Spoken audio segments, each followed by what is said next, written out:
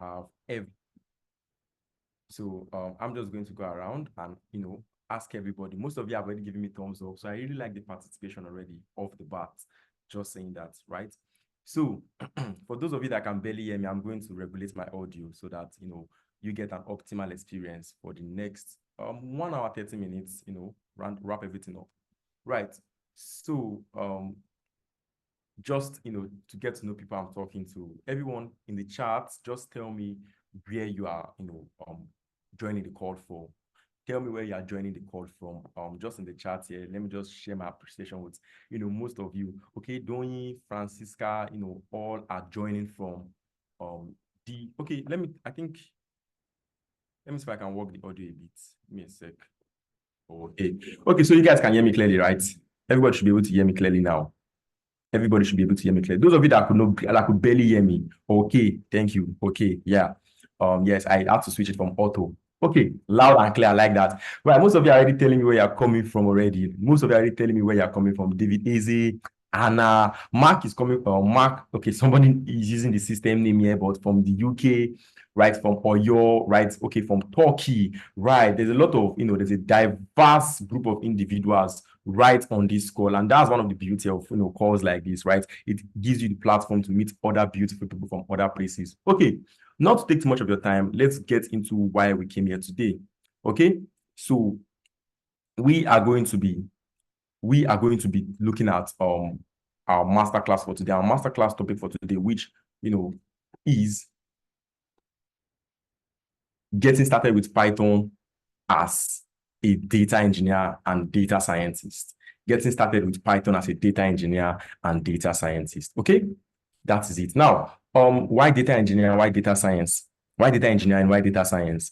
I'll give you 3 reasons. I'll give you 3 reasons why data engineering, why data science. Right. The first being, ease of learning. Ease of learning, right?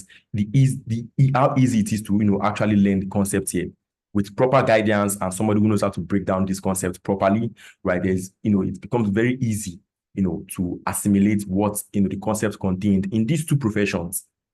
The second reason, ease of transition. Ease of transition. Most of you here are already on this call, right, with your devices, right? You're already like 1 step in the right direction in transitioning. You're already 1 step in the right direction when it comes to transitioning, right? Most of these roles are, remote compatible, right? So the transitioning is extremely seamless. Extremely seamless, right? And the third reason, pay. The third reason, pay. Right about now, some of us diaspora or in the country, right? We are currently, probably where we want to be, and as such, looking at transitioning. Okay, is somebody unmuted? Right, we look transitioning for better pay is quite an objective for most of us right about now, right? So yes, okay. Okay, so moving on. Let's go ahead and get started with today's concept. Okay, right, about Tenalytics. Tenalytics is an ed tech, right, an education technology company, that help people transition into, various fields in tech. We help Africans and people of the Black community, especially, to learn premium tech skills. And we are, dedicated to lowering the entry barrier into tech. We have several services, and as such, we, address the needs, business needs across several fields: analytics, both data and business, the data engineering, data science, and many others are listed here. Okay, we have backings, and we have top professionals from diverse sectors and reputable organizations acting as facilitators, as listed here in this slideshow also. Okay, so about me, I'm one of such professionals, right? I am one of such professionals, and I have 5 years of industry experience in data science. 5 years of industry experience in data science. I'm currently acting as a senior data associate at Tenalytics, and I've worked in various sectors, prior to coming into Tenalytics, right? I've worked in various sectors, right? Even prior to coming in and also in Tenalytics, right? FMCGs, music AI, consulting, and advanced research. Those are my, fields that I've been in, where I have, had the extent of my work, taking me from data analysis, right, where we look at univariate and bivariate, and down to machine learning. Okay, so that is about me. That is about me. What are we going to be doing today? What are we going to be doing today? Right. So the first thing we are going to be doing today is this. We are going to be writing responsive codes, right? Responsive Python codes, like I like to call them. We are going to be writing responsive Python codes. Okay. The next thing we are going to do after do that, we're going to look at the pathway to the climbing, how you are going to get to being a data engineer or a data scientist, right? And third, we are going to look at remote full-time and tech relocation opportunities before we talk about the offer we have for you. Okay, so let's get started. Without further ado, let us get started. Right. So while we are getting started, can I see, can people indicate in the chat, how they are currently feeling? Are they feeling excited? Give me a thumbs up if you're feeling excited. Give me a thumbs down if there's any other thing that you need to be addressed prior. Okay. So without further ado, let's get started. I'm going to try and join from a second device so I can look at your messages and I can understand the flow of the class from a different perspective. Okay. So just give me a second to do that. Right. Okay.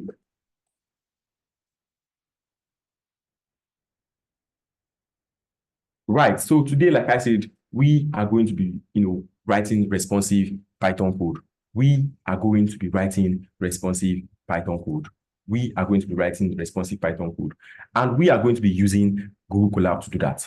We are going to be using Google Colab to do that. Now, most of you would have questions. What is Google Colab? Most of you would have questions. What is Google Colab? Well, you are going to have your questions answered, shortly. Right. So let's get started. Today's content, is simple and straightforward. We are going to be looking at the introduction to Google Colab, which is already the question on some of us, on some of our minds. Right. We are also going to be looking at Python programming language. We are going to be looking at Python programming language. Right. We are going to be looking at Python programming language. What is Python? What is Python? Are we talking about the animal, or are we talking about something else? So that's the next thing we are going to do. We are going to look at the programming language itself. The next thing we are going to do, right? The next thing we are going to do is we are going to, enter a practical session. We are going to enter a practical session, right? And in our practical session, we are going to look at comments. We are going to look at comments. We are going to look at data types. We are going to look at variable assignments. We are going to look at conditional statements. And it won't be fair if I leave this expose, if I stop this expose just as conditional statements. I'm going to show you how several of these things come together to work, to build something, of tangible value. We're going to have a practical application on the class, on this master class. Password verification. Okay, so that is all we are going to be doing. And for today's learning, for today's master class, expose. Right. So before we get started again, just indicate in the chat if you are logged in, if you are paying attention, right? Just, give me a thumbs up, please. I would really, really love feedback from everyone. That's one way I get gingered to continue taking the class. So please, thank you, Mike Ekano. Thank you, Hannah. Thank you a lot. Thank you. I didn't hear you. Thank you, Mark. Okay. So I can hear myself now. I'm logged into my second system, so I can hear myself. So basically, if you are still having issues, probably an internet situation or a connection situation, and most of you are giving me thumbs up, so that means that most of you can hear me, right? So thank you for the thumbs up. Thank you for this engagement. I really love this. It means that we are all locked in. We are all locked in. Oh, this is lovely. Yes. Let's start with Google Colab. Let's start with Google Colab. I cannot take you guys to the farm. This means saying a proverb here. I cannot take you to the farm without introducing you to your tools, right? It doesn't add up. It doesn't add up. So let's look at a tool. Let's look at a prominent tool in the data science and data engineering world. Google Colaboratory. I like those two words, Google Colaboratory. Google, we are familiar with Google, right? We are familiar with Google. Colaboratory, an environment for collaborating. Those are the information they wanted you to know just by hearing that word, just by hearing that phrase, Google Colaboratory. Right, it's a combination of collaboration and laboratory. So let's go ahead and discuss what Google Colab is. Google Colab is unmuted. So Google Colab. Now, Google Colab is an IDE. An integrated development environment. Oh, I've come with big words. I have started just the first line of the class already. I'm already using big words. Integrated development environment. Don't worry. I use those big words. Okay, let me go ahead and mute Paul on call. Let me see if I can do that on my own end here. Okay. Right. if I can do that. Okay.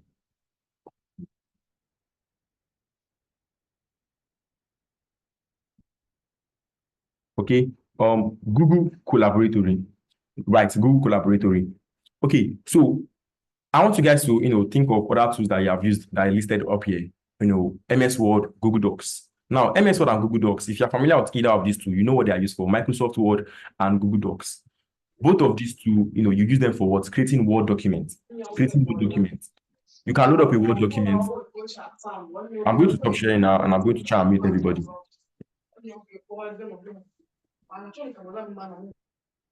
Okay. Yeah, successfully muted all. I have successfully muted all. Okay. And the only way they can get muted is if they ask to be unmuted. Okay, pardon me for that. Let me get back to the flow of the class. Sorry about that. Okay.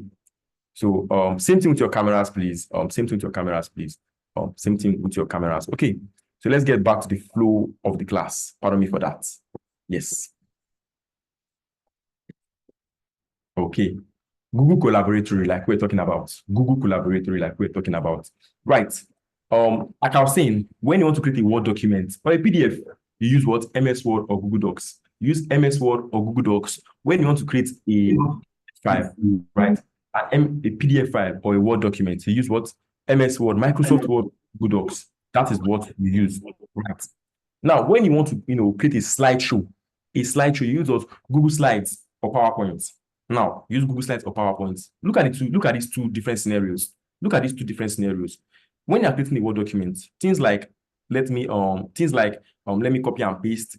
No, that's not a good one. Things like let me create a new chapter. Let me copy or let me format font size. A lot of these things are actually present in Google Slides, also MS PowerPoint, but they are relevant, or there are some operations you can only use a Word document for. You can only use a Word document for, right? There's a larger variety of fonts that you can use on MS Word. There are a lot of things you can do on MS Word that you cannot do on Google Slides. So it makes sense to use MS Word for creating documents, right? Look at slides presentation, animations, right? You can only use Google Slides for that. So you see that every one of these documents type, spreadsheet to Microsoft Excel, you can only do some certain things with Microsoft Excel that you cannot do on MS Word or PowerPoint.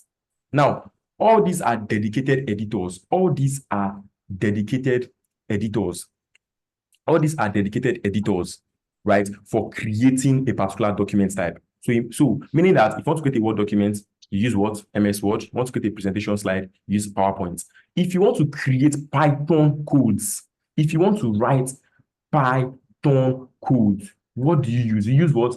An IDE, an environment dedicated, an environment dedicated to creating Python codes. Not just creating, but creating, developing, and testing Python codes, right? Creating, developing, and testing Python code. That is why it is called integrated development environment.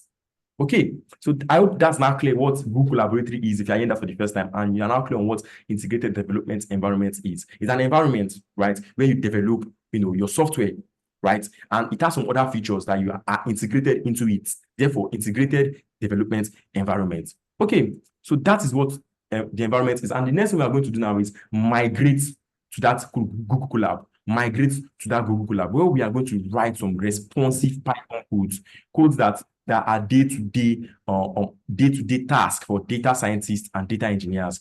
Right. So I'm just going to migrate now to Colab. Okay, I'm going to migrate now to Colab. Right. Okay, and create a new tab. I'm going to demonstrate this. I want to create a new browser tab. Right. So this for Colab, you are going to start on your browser tab. You are going to start on your browser tab. You are not going to go too far, right? You are not going to install anything on this code. You are going to start on your browser tab, right? That is where you are going to start, coding on your browser tab, right? So you are just going to go ahead and type Colab, right? You are going to go ahead and type Google Colab, Google Colab. I want everybody to type Google Colab. Those of you, that are watching, those of you that, want to follow along, maybe you want to just test out the environment, right? Google Colab. Now, there's no need for you to follow along, right? You can just watch me do it and then watch the recording on a later basis and do it yourself, right? But anyone else, Google Colab, Google Colab, search for that. Now, when you search for Google Colab, I want you to come to the one that says here, welcome to Colab. I want, Colab to greet you, right? You can't enter from any other door. Enter from the front door, right? Welcome to Collab. Welcome to Collab, right? So Collab will welcome you and tell you, okay, oh, Ibrahim, welcome, right? So it knows me already. I'm already, I work here a lot, so it knows me already, right? But before you see something like this, you might see something like this. You might see something like this, right? So let's discard all this. We don't want this. You can check this out later on your own time, right? I want to respect everybody's time and go straight to the point, right? But this is the welcome page to Google Colab, the environment, one of the various environments created to develop Python code. So let's go ahead and create a new notebook. We are going to go ahead and create a new notebook, right? So I'm not going to go ahead and create a new notebook. Okay, so I'll come in here and I'll say new notebook. Now, a notebook, is where you write your Python codes. Google Colab, Jupyter Notebook. There are a lot of environments, and the end result is called a notebook, especially in the data science and data engineering world, right? They call them notebooks. I'll go ahead and rename my notebook now. I'll go ahead and rename my notebook. I'll call this, the June Masterclass, right? The June Masterclass. Okay. And I'll connect. I will connect. Now, there are a lot of intricacies here. But I will stay shy away from the technical discussions today, just for the sake of time. Let me zoom in a bit so everybody can see me clearly. Everyone can see this clearly, right? 150 might be too much. Let's make it 125. So everyone can see me clearly, right? So right about now, I'm in Google Colab, right? What are we going to do here today? We have already looked at the outline, so we can just go ahead and, start writing it out, okay? We can go ahead and start writing it out. So the first thing we are doing here today is this. We are going to talk about comments, right? We're going to talk about comments. That's the first thing we are doing.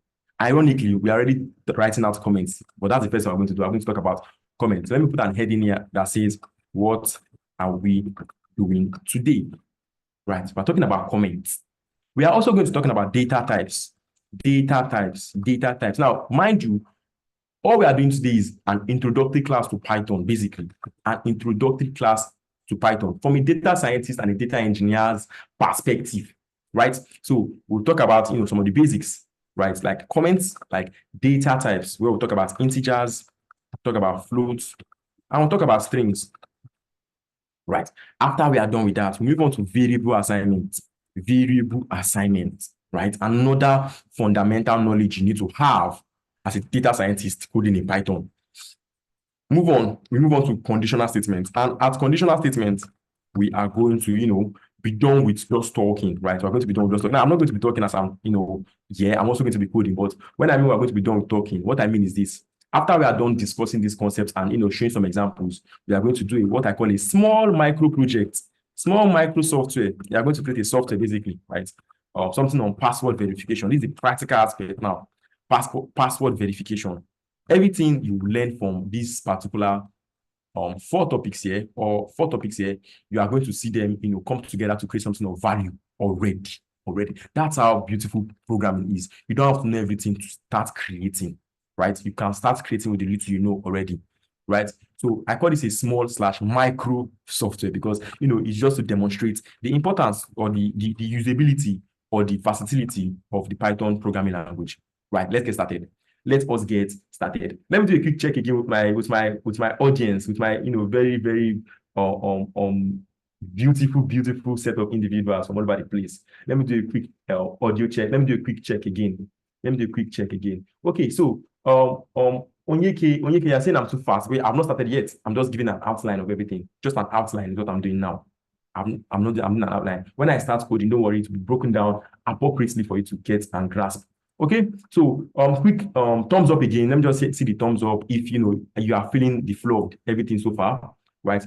Just a quick thumbs up if you are feeling the flow of everything so far and you are excited to learn any of these concepts here. Just a quick thumbs up. Let me know how many individuals are excited to go ahead and start learning, right? Okay, this is wonderful. About to watch, of course, you can rewatch this, right? A recording is available at your disposal after the end of the class. Okay, right. So let's get started. Okay, so see that I was on cell 1, I wrote all these things. To move to the next cell, right, I will press Shift and Enter. Together, Shift and Enter.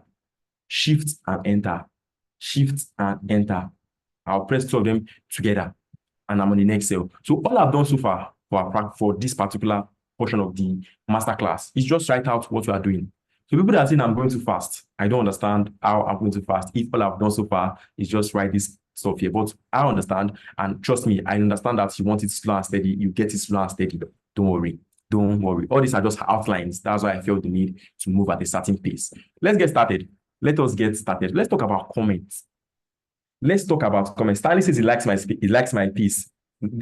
I'm going to, that's fine. Thank you for the compliment, Stanley. So let's get started with comments, right? Comments. What are comments? What are comments? What are comments?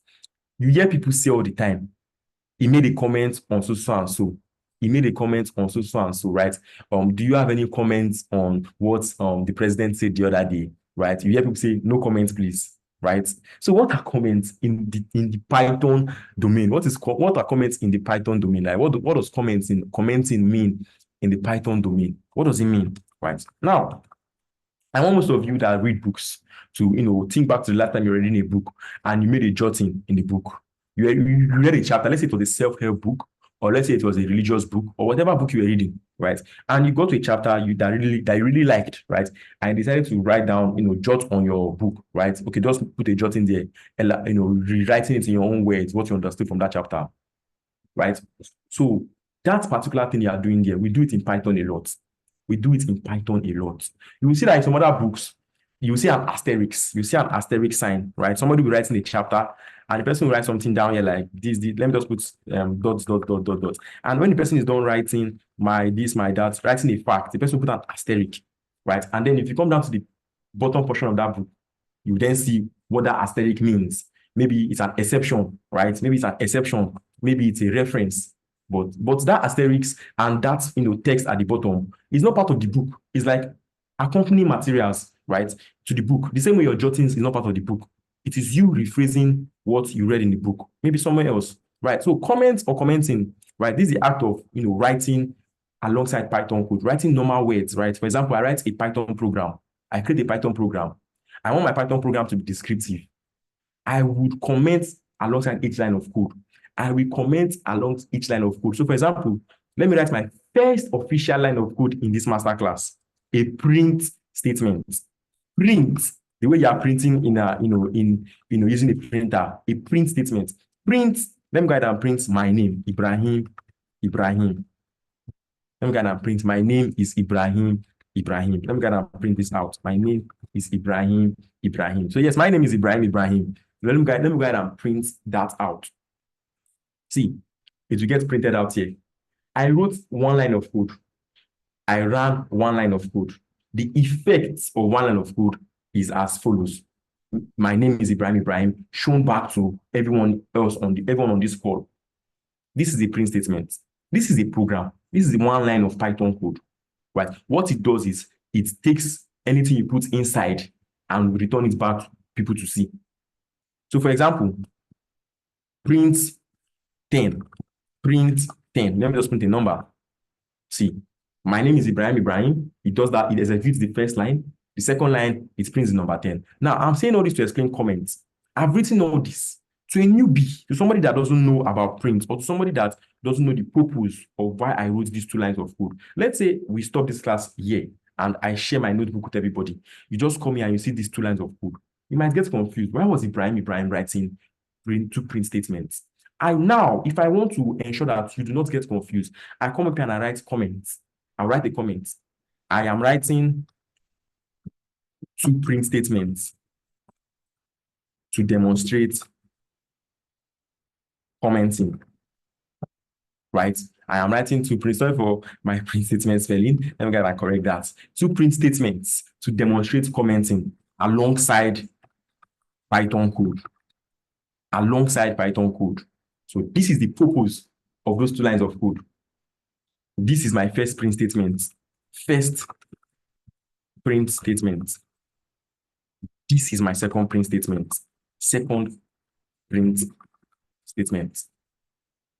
See that if I see run this, you get the same effect. Meaning the three lines I just wrote, they don't have any effect on the program execution or output. They don't have any effect on the program execution or output. The only effect they have is describing what the program does. That is comment. That is commenting. That is what a comment does. Describe purpose and outcomes of your Python programs. And a good programmer always comments. That's why we started by discussing commenting today, because we want to be good programmers. We don't want to create programmers that don't comment. We want to create programmers that do comment, right? So commenting, that is what commenting is, or comment. Great. Now observe this. I printed two things. I printed my name is Ibrahim, and I printed the number 10. I printed my name is Ibrahim, and I printed the number 10. These are two different data types. These are two different data types, right? So let's explain data types. Let's explain data types now. Let's explain data types. If I was to ask anyone here, or if I was to ask anyone here, right? Could you tell me how to prepare, let's say, any type of food? Let me use jollof rice. Like, let me use jollof rice, right? If I was to ask anyone here, can you tell me how to prepare jollof rice? You would provide me with a set of instructions. You would provide me with a set of instructions. You tell me, okay,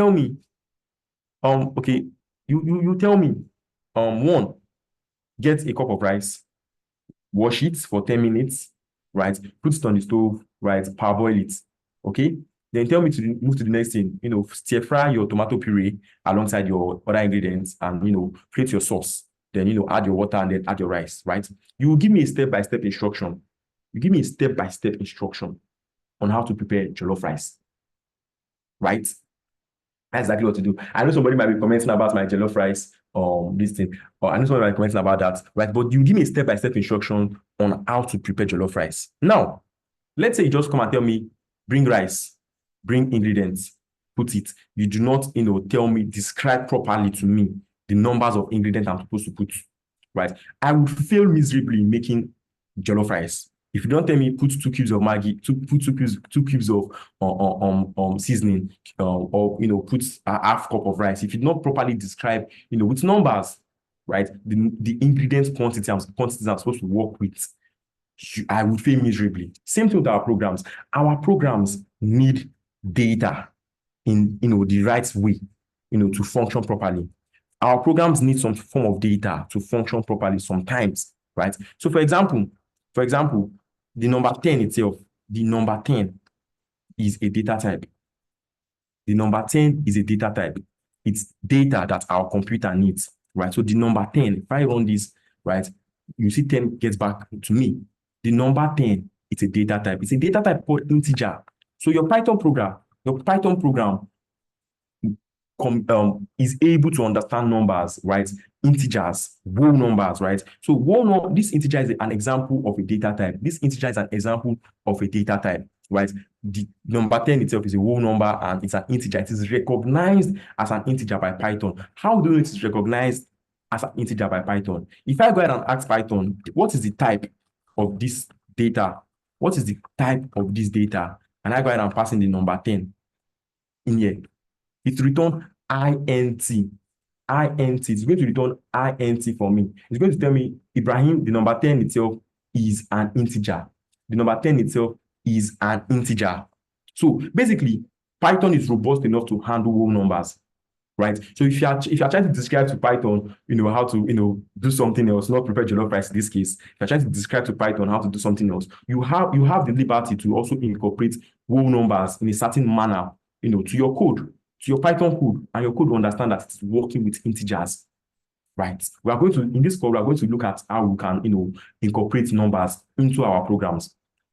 Secondly, we can also work with numbers that are not whole numbers. So numbers that are not whole numbers, right? For example, 10.5, they are called what? Decimals.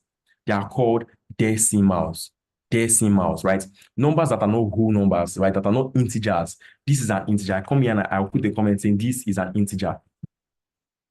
Numbers that are not whole numbers are not integers. These are decimal places. But Python doesn't call them decimals. They're not called decimals in Python. I will show you what they are called in Python. In Python, the type is, if I put 10.5, the type is called a float. So I change it from decimals and I call it float because you are now Python programmers. So therefore, float. So Python can handle integers, whole numbers. Python can handle decimals or floats. Floats. 10.5 is a float. The fundamental difference between an integer and a float is just the points and then the numbers that follow after. Right? For example, 10.0 is not an integer. It will not be recognized as an integer by Python. Now, you may look at 10.0 and you yourself as an individual, you would say, for 10.0, there's no other number after it. I can, call it 10, right? It's the same thing. If I tell you 10.0 and I tell you 10, it's literally the same thing, right? But Python doesn't recognize it in that manner. Python looks at the dots. Python looks at the dots, and Python says, this is not an integer. This is not an integer. So if I come here and I say type, and I run this, you see float. You see float. So that dot and anything that follows is the fundamental difference between a float and an integer. Okay, so these are two data types that Python is capable of handling. The third data type we're talking about today are your strings. Let's go back to my print statement. When I wrote two print statements, the second one is an integer. Please, I need people in the comments to go ahead and tell me, what is the first one called? People in the comments, this first one, describe it in your words. What I placed in here, inside of my print statement, describe it in your words. Describe it in your words. What is this? What does this look like? What data type does this look like? I need people in the comments to just describe it in your own words. What does this look like? If this, I call this an integer, basically, what does this look like to people? Okay, some people are already ahead of the curve and are saying string. Some people are already ahead of the curve and are saying strings. Strings is one option, you call it, right? Strings is the official term. But I was expecting people to say things like text, words, sentences, right? So Python has the capacity. Somebody said sentence. Let me see. Yes. Mayowa said sentences. Exactly, sentences. People that say strings already have they already have insider knowledge, right? But this is technically a sentence. This is a sentence. So Python has the capacity to handle words, sentences, and special characters, right? When Python is handling these words, sentences, and special characters, when Python is handling, words, sentences, and special characters, this is called strings. Python call them strings. So for example, if I come here and I say, what is this data type? What is this data type over here? Right? I bring up my name is Ibrahim. Just one Ibrahim for this example. My name is Ibrahim. And I run it. It tells me str. It tells me str. str stands for string. Python tells me, Ibrahim, you are working with a string. Ibrahim, you are working with a string. Okay, so these are the three data types we just talked about. Integers, floats, and strings. Integer, float, and strings, right? So in data analysis and in data science, right, you need to be conscious of your data types.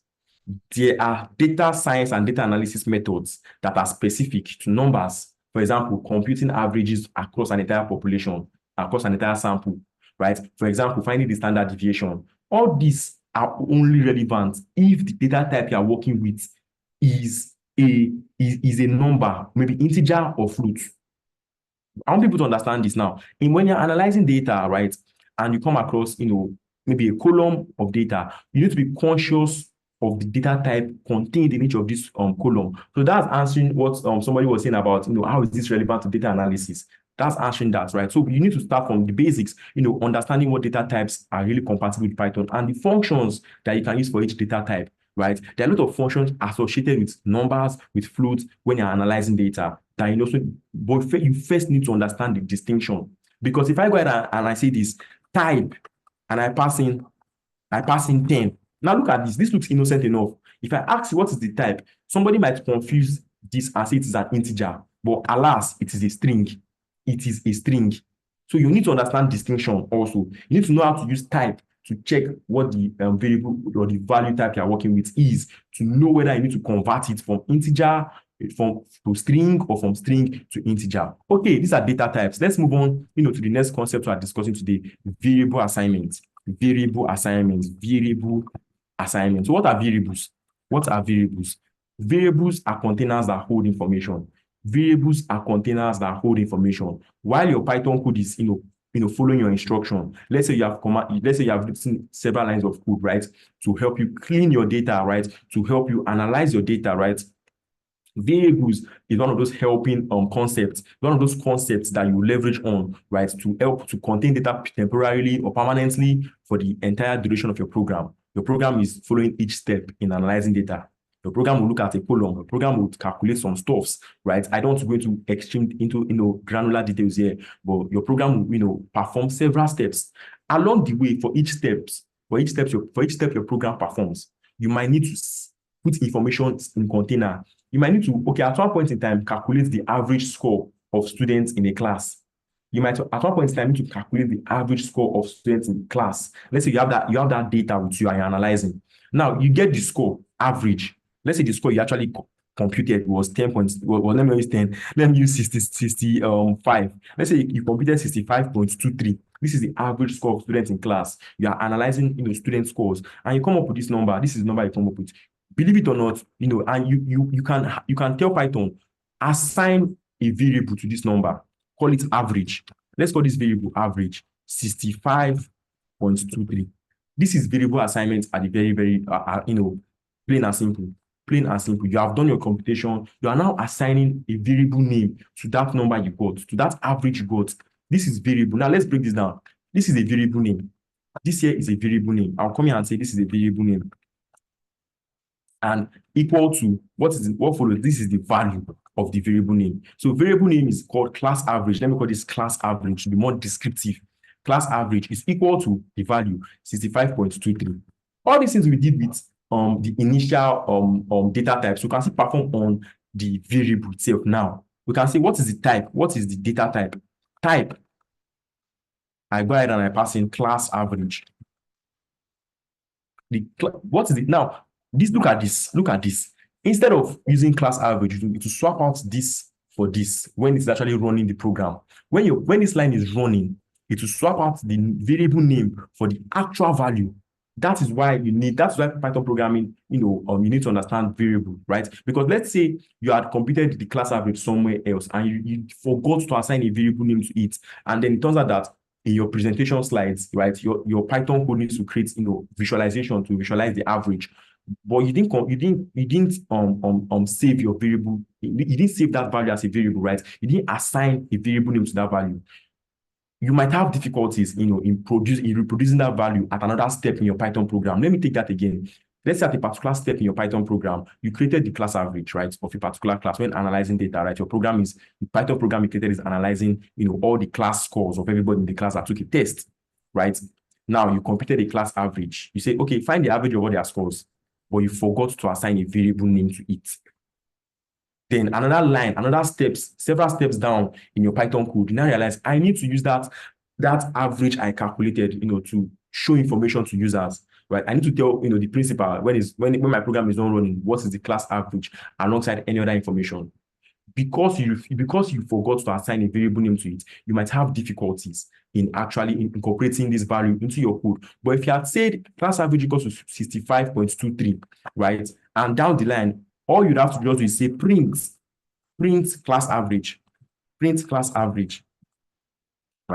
class average, and it will print the value for you. Now, why is this important to understand? If some people might be saying, oh, Ibrahim, you could have just said print 65.23, and this would also work. But what if tomorrow the class average changes to 67? I run this. I come here. I run this. I still get 65.23. But if I'm saying print class average at all times, if I'm saying print class average at all times, that means that even if this value changes, that word class average is a reference to the actual class average that is now, the new class average that is now there. So if I say if class average is now 60, right, and down the line in my code, it will print out 60.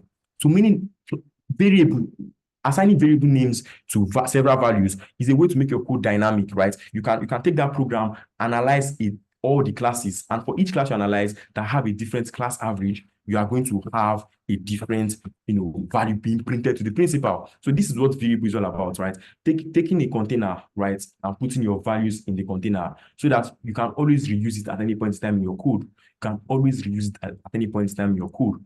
As we go forward, we are going to be writing values as variables going forward. We won't say type is equals to 10 anymore, type of 10 anymore, type of 10.5. We won't just use the values like that.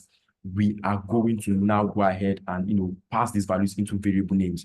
Okay, so this is variable assignment. This is variable assignment. I've given you the structure of it. You have a value that you want to store, give it a variable name, use an equal to sign to link them together. Variable name equal to value. Let's move on. Let's move on to conditional statements. Now, for conditional statements, I'm going to kickstart conditional statements. A very simple discussion. If else. So, for example, now, if I asked you, if I give you, let me use the student analogy.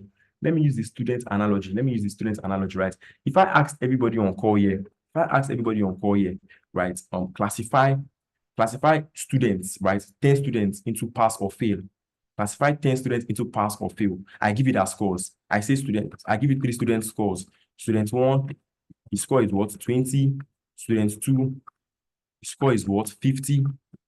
Now I'm assigning the scores to variable names. I hope you are observing. I'm assigning the scores to variable names. And student 3 is what? Is 70, right? Is 70, right? And I tell you, we're not going to write the code going forward here. We're not going to discuss. If I tell you, how many of this, if the cutoff mark is, 50, if the cutoff mark is 50, let me give this one 51, so as not to confuse everybody. If the cutoff mark is 50, right, 50, how many students passed? How many students passed from this example, right? So we have 3 students, student 1, student 2, student 3. Student 1 has what? Has 20 as his overall score. Student 2 has 51, student 3 has 70. So how many students passed? That's the question I'm asking now. How many students passed? How many students passed this, from these 3 students that we have over here, with the cutoff mark being 50? Just in the comment, just type out the number of students that passed. The number of students that passed. Okay, Mayowa is saying 2, right? Mayowa is saying 2, right? A lot of people are saying 2. Okay, so how did you come about 2? How did you come about 2? How did you come about 2? You look at the first score. You look at the first one. You say, if this score is greater than 50, he passed. If it's not greater than 50, he failed. You assign that this one. Now I'm breaking down how you did it, right? But I'm breaking it down in a way a Python program will do it, right? You say that if the first student passed, right, give him a pass. That if his score is above the cutoff, he passed. Otherwise, he failed. So first student failed. We repeat to second students. If student 2 has a score greater than the cutoff, he passed. Otherwise, he failed. Student 2 fortunately passed, and so does student 3. And then you now say, okay, we have 2 pass here, therefore the answer must be 2. Right? So what you are doing here is you are saying if consistently. You are asking the question, if this guy is greater than 50, 1, pass or fail. If student 2 is greater than 50, pass or fail. If student 3 is greater than 50, pass or fail. So what you are doing here is basically, using the condition. Every time you evaluate each student, you replay the condition in your head. The student, if only if this guy has a score greater than the cutoff, does he pass? And that's the backbone of what conditional statements are. If this guy has a score greater than the cutoff, he passed. Else, he failed. So if else. Now, this is a very, very simple example, pass or fail. Your example might be more complicated, where you are assigning grade A, B, C, D, or E. So if his score is greater than 70, he has an A. Else, if his score is greater than 60, he has a B. Else, if his score is greater than 50, he has a C. Let's stop at C. Else, he failed. So meaning there is fail below 50, 50 to 60 is a C, 60 to 70 is a B, and above 70 is an A. So basically what you're doing is you're using if and else in repetition. You're saying if score is greater than the cutoff for the A grade, give him an A. Else, if score is greater than the cutoff for a B grade, give him a B. Else, now look how you're going it in a particular order. So you're starting from the maximum and you're moving to the minimum, right? So else, if score is greater than cutoff for a C grade, give him a C. Now, if he's not high enough to get an A, he's not high enough to get a B, he's not high enough to get a C, it must have failed. That's what it means. So you're using if and else repeatedly. So we are going to go ahead now and break down this in proper example format. So for this example, I'm going to use a password system. So let's say, for example, now you're about to log into your phone. Your correct password is, let me go ahead and put a password. Let me put let me just use password for this example, please. Password, okay? Let me use password, right? So this is the correct password. This is the correct password, okay? So if I go ahead and say the password I want to check, I pass in something like, let's say PASS. I forgot to type in the O, and I come down and I want to compare if password is equal to correct password. If password equals to correct password, if password is the same as the correct password, print correct password. Else, print incorrect password. Let's do that. Let's do it like that. So if I start with the if password is equivalent to equals to sign. 1 equals to sign is for assignments. You are assigning the string password to the variable name correct password. Then you also assigned, let me call this guess password. You assigned guess password, right, to the string pass without the O, password without the O, right? So if your guess password, let me use the guess password now. If your guess password is equivalent, 2 equal to is equivalent, you are comparing, is this one equal to this one? If your guess password is equal to the correct password, right, what do? We print correct password. Else, if it is not the correct password, it has to be the wrong password. We go ahead and we'll print wrong password. You put this in quotation marks at all times, double quotation marks or single quotation marks. Your strings must always be in quotation marks to be properly recognized as strings in Python. So if Python does not see quotation mark, it will think it is an integer. If it doesn't see a number, it will tell you that it doesn't recognize what you are typing. So if you are typing numbers, you type your numbers without the quotation mark.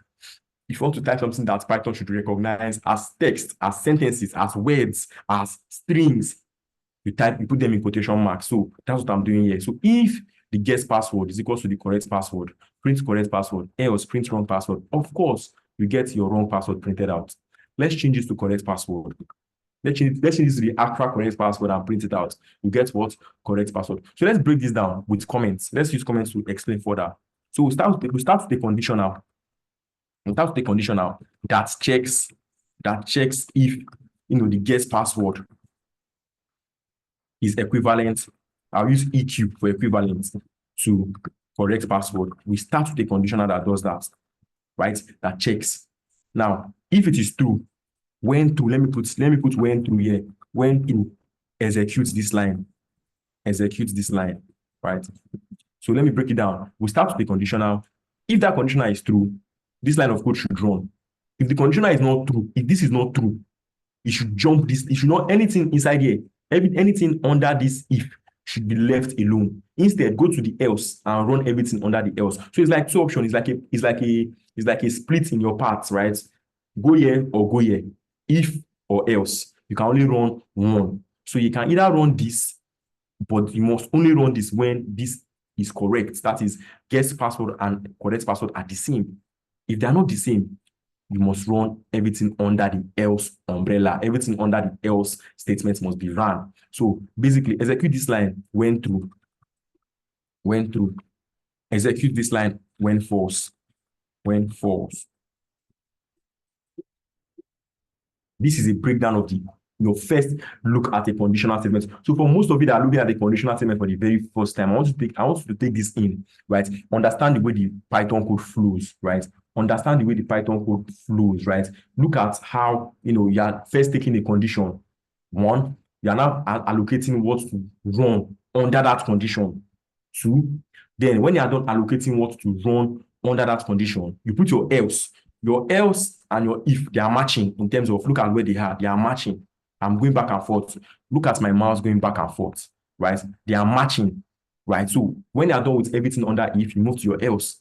Okay, if this is not true, What do we run next? You put that under your else. That is the breakdown of a conditional. Okay, so that's a conditional. Everyday real life situation. I can tell somebody on this call. I can tell my wife is the person that responds to me the most on this call. I can tell my wife, let's assume me and my wife we are living together. I can tell my wife, on your way back, buy shawarma if you see shawarma. If you see shawarma, buy shawarma. Else, buy suya. Right? That's a typical example of conditions in real life. Okay, if he sees one, buy it. Else, buy the other one. If he doesn't see anyone at all, or what does he do?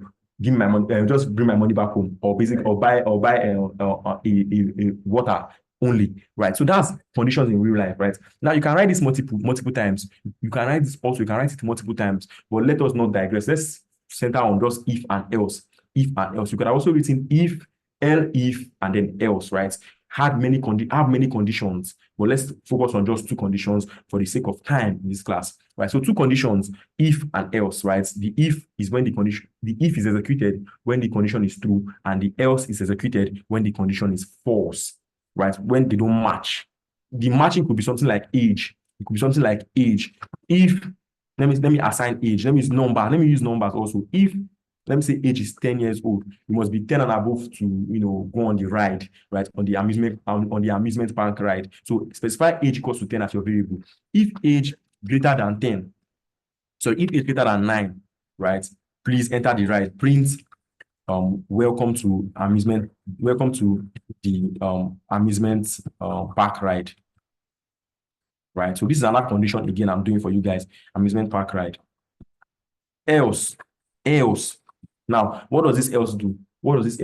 This else will address every time age is not greater than 9. Anytime a kid comes in with a new age that is not, so anytime a kid comes in with his own age that is not greater than 9 years old, so else print too young to enter ride.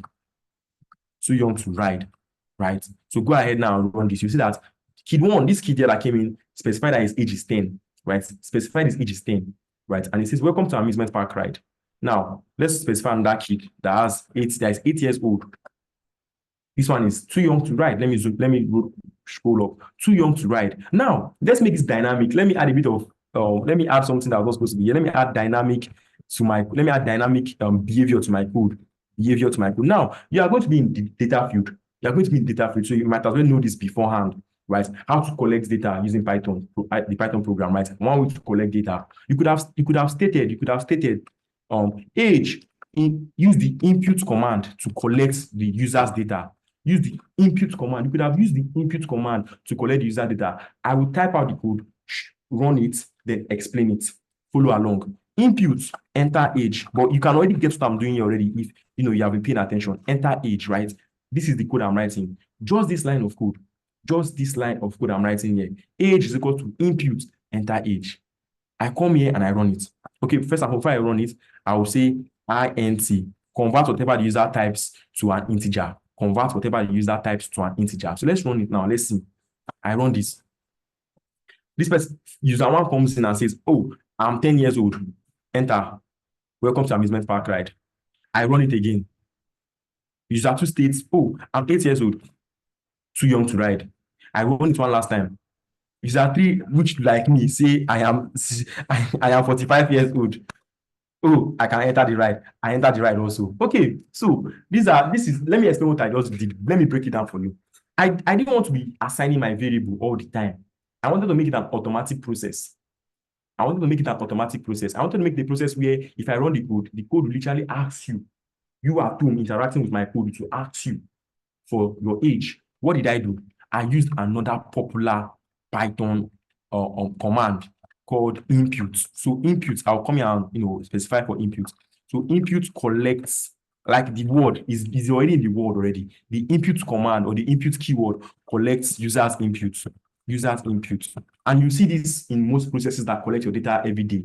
Something as simple as accept cookies. You are clicking yes or no. That click you are doing is being recorded, right? Something as simple as enter name in your Google form, enter address in your Google form. There's a command that looks as similar to the input command in the background, collecting this stuff also. So input collects users' input. And what does it do next? The next thing that I want to do over here is specify that because we know that age is always going to be a number, whatever the user type, let us convert it to int. Remember what int is. Everyone, recall what INT stands for. Please, if you recall what INT stands for, type it in the chat. What does INT stands for? Type it in the chat. Please, I stated what INT stands for when we're looking at data types. Type it in the chat. What integer? Thank you, Michael Kanu. Thank you, Amy. Thank you. Integer. So basically, what does that mean? It means that whatever the user types must be an integer, because age is always an integer. Age, in this case, we want age to always be an integer. So basically, convert whatever the user input to an integer. That's what INT means in this case. INT, I use brackets to wrap around this command here. Sorry, I use brackets to wrap around what? This command here. I wrap it with INT. Convert it to INT. Next is what? Assign a variable name to it. Assign a what? A variable name to it. That variable name, we are going to refer to it later on in our conditional. You see how everything is now linking up together. Assign a variable name to it. The variable name is called what? Age. A descriptive or easy to understand variable name. Age. Next up is our conditional. What do we do in our conditional? If, instead of using if 10, imagine I just come up and say 10 and come here and say if 10 greater than 9 and all that, it will sound somehow. So if, what did the user put? How do we know? How do we get the information about the user? How do we get the age that the user entered? Oh, we saved it as what? The variable name called age. So if age greater than 9, but there's another beauty of this thing again. Remember I told you about, the fact that these numbers can be changing. So if another user comes in, age is standing in place of any user that interacts with the system. Age is standing in place. Age is the readily available container that will contain the user's age, the value, which is the user's age. So if age greater than 9, whether age is 10, whether age is 21, this line will run age regardless. The result can be true or false, right? So if age greater than 9, print this, else print this. So I run this one last time now for you to now understand and appreciate the flow. So what the first line is running, this line is currently running right now. It's asking you for your input. It is asking you for your input. Enter age, right? So you go ahead and type in your age. The moment I type in my age, let's type in 11, right? The moment I type in my age, this line stops running and this line will start running. This line will run. This line will tell you that this person is not greater than 9. The age is 11. 11 is not greater than 9. It will skip everything under here and it will go here. It will go to the else. And what will you print? It will print, oh, sorry. If age 11 is greater than 9, pardon me, 11 is actually greater than 9, it will print this. Now, had I used the age 8, right, it will skip here, come in here, and it will print too young to ride. So that's the flow. So first things first, let's press enter for our inputs. Everything will happen extremely fast. That's programming for you. Computers are extremely faster than human beings. So once I type this, the next thing you see is what? Welcome to amusement park ride. That's it. Okay, so this is conditionals. Now let's go ahead and look at a typical scenario in real life for the next 3 minutes, and then we'll call this to a close, right? So the scenario I want us to look at is password verification. Password verification, right? Something very, very simple. We're going to use everything we have learned. So I want you later, if you are doing this, watching this later on and you're practicing alongside, I want us to outline what we're about to accomplish in the next 5 minutes, right? Before I hand over. In the next 5 minutes, we are going to accomplish the following. We want to create a simple, I like that word simple, a simple, right? So not too complex, something simple to just demonstrate the usefulness of every one of these things that we have learned today. We want to create a simple password check system, right? Similar to how you go to your Facebook account, right? You go to your Facebook account and you will see password incorrect, right? When you type in the wrong password, and you will see welcome to Facebook when you type in the correct password. We want to do the same thing here too. We want to simulate that scenario, simulate that stuff in Python program, because it's very, very relevant when securing users' data or even your own data, right? So let's go ahead and do that. We want to create a simple password check system. The first thing I'll do is what? Ask you for your password. So I'll say password, user password, or user, let me call this user password. No, let's specify the actual correct password, the correct password. Let's specify the correct password. So the correct password is equal to, let's call this, let me just put ABCD. ABCD is the correct password. Now, the user input, I don't want to call it password. I want to say this is the user's input. Is what? Input, enter password, enter password. This line of code does what? It tells the user to enter their password. This line of code, I'm using comments to describe. So if you don't understand what is happening, you can also read the comments also. This line tells the user to enter password. Okay. This line tells the user to enter password. right? So user input, enter password. What next? Conditionals. We use several conditionals to check if the user entered the correct password. To check if the user entered the correct password. So we start by saying if user input was the same, equivalent to equal to sign. If user input was the same as correct password, print welcome to, let me use Tenalytics. Welcome to Tenalytics. Right. Else, print incorrect password. Print incorrect password. Now let's run this. I type in an incorrect password. I get incorrect password. Run it again. This time around, let's type in a correct password. ABCD. I get what? Welcome to Tenalytics. Welcome to Tenalytics. Okay, so that is how this will be simulated. Okay, so let's go ahead and adjust our code a bit. Matter of fact, let's add one more thing. Let's add in username verification alongside this. Let's add in username verification alongside this. So let me copy all this again. Let's say, okay, know that in real life, actually, if you type in the wrong username and you type in the correct password, you get incorrect username or password. If you type in the correct username but a wrong password, you will still get incorrect username or password. Only when you type in a correct username and a correct password, you get what? Welcome to Tenalytics. So let's go ahead and also add that extra flavor, right? Let's add that extra flavor to what we are doing. I come down here, I copy everything I've done initially, right? But now it's a bit complicated because it's not a bit complicated per se, but there are extra lines of code you need to write. The first line of code is what? The correct username. We need to also go ahead and specify, set that up. So correct username is what? Ibrahim. Ibrahim, this is my username. Ibrahim, right? So right about now, what are we doing? We'll enter username. So username input. I'm changing this to what? Username input because there is password input. There's password input. Now, these are the names of the variables I'm using. You can use any other variable name. You don't have to use this particular naming convention. I just feel like it's a bit descriptive. The name password input literally tells you that somebody imputed their password and we are saving it as something called password input. It's very, very descriptive. So password input, I come here and I say input, and this time around, okay, this will change to enter username actually. That will change to enter username, and this will change to what? Enter password. So let's break this down. We have specified the correct password and the correct username to our program. We have specified the correct username and the correct password to our program. Now, the next line is what? We are telling the user, enter password, enter username, right? When the user has entered both, we can now compare. So the first thing we'll do is compare, password. Now, we'll compare two of them together. We have to compare two of them together. We have to go ahead and say, if username input is equal to correct username and if password input is equal to correct password, print welcome to Tenalytics. Else, meaning one of them is wrong or both of them are wrong, print incorrect password. So that the way I said it, if username is correct, if username is equivalent to correct password, and if correct password is equivalent to what?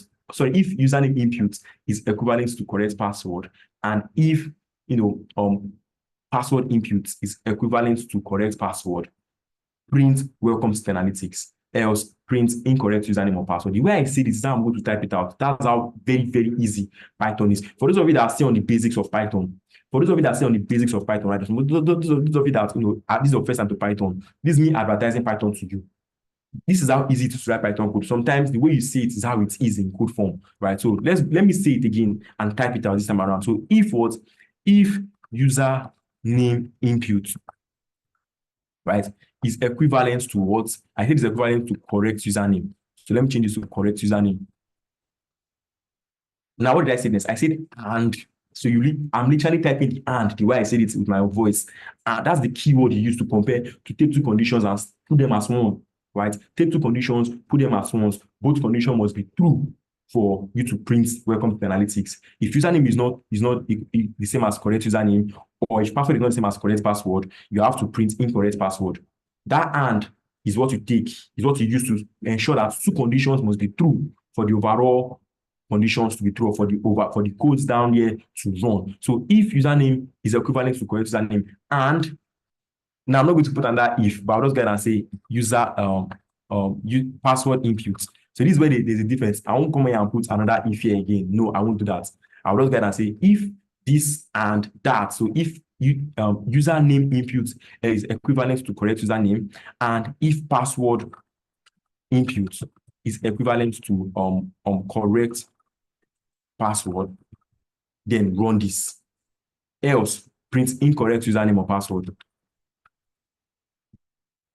And then once I run this, we start by putting our input. So enter username. Let me check that everything here is correct. Enter username. I put what? I put let me put the wrong username. So I put Ibrahim, but I didn't put the M. Enter password. I enter A, B, C, D. So you correct username, correct password, wrong username. Incorrect username or password. Let me spell this correct. Great. Let's run this again. This time around, correct username, wrong password. Password is what? Let me A, which is obviously wrong. The same thing, incorrect username or password. Finally, correct username, correct password. Correct username, correct password. Right. So let's go ahead and put like Ibrahim. What's the correct password? A, B, C, D. Welcome to Analytics. Right. So with that, I will end to this code along session. Just a quick one, just to show you the potential of Python, and to show you how we execute, teaching, something that may be complicated, right? You open a textbook, it's a whole lot complicated than this, but breaking it down in this particular format, what we do here, right? So welcome to Analytics, okay? And with that, I'm going to hand over, to the coordinator to just go ahead and break down the remainder of the session for us, okay? So yeah, I don't know, Chukwemeka or Elijah. Yeah, hi Ibrahim, I'm here. How are you? Thanks so much for the session. Please, do you mind making my second device a co-host?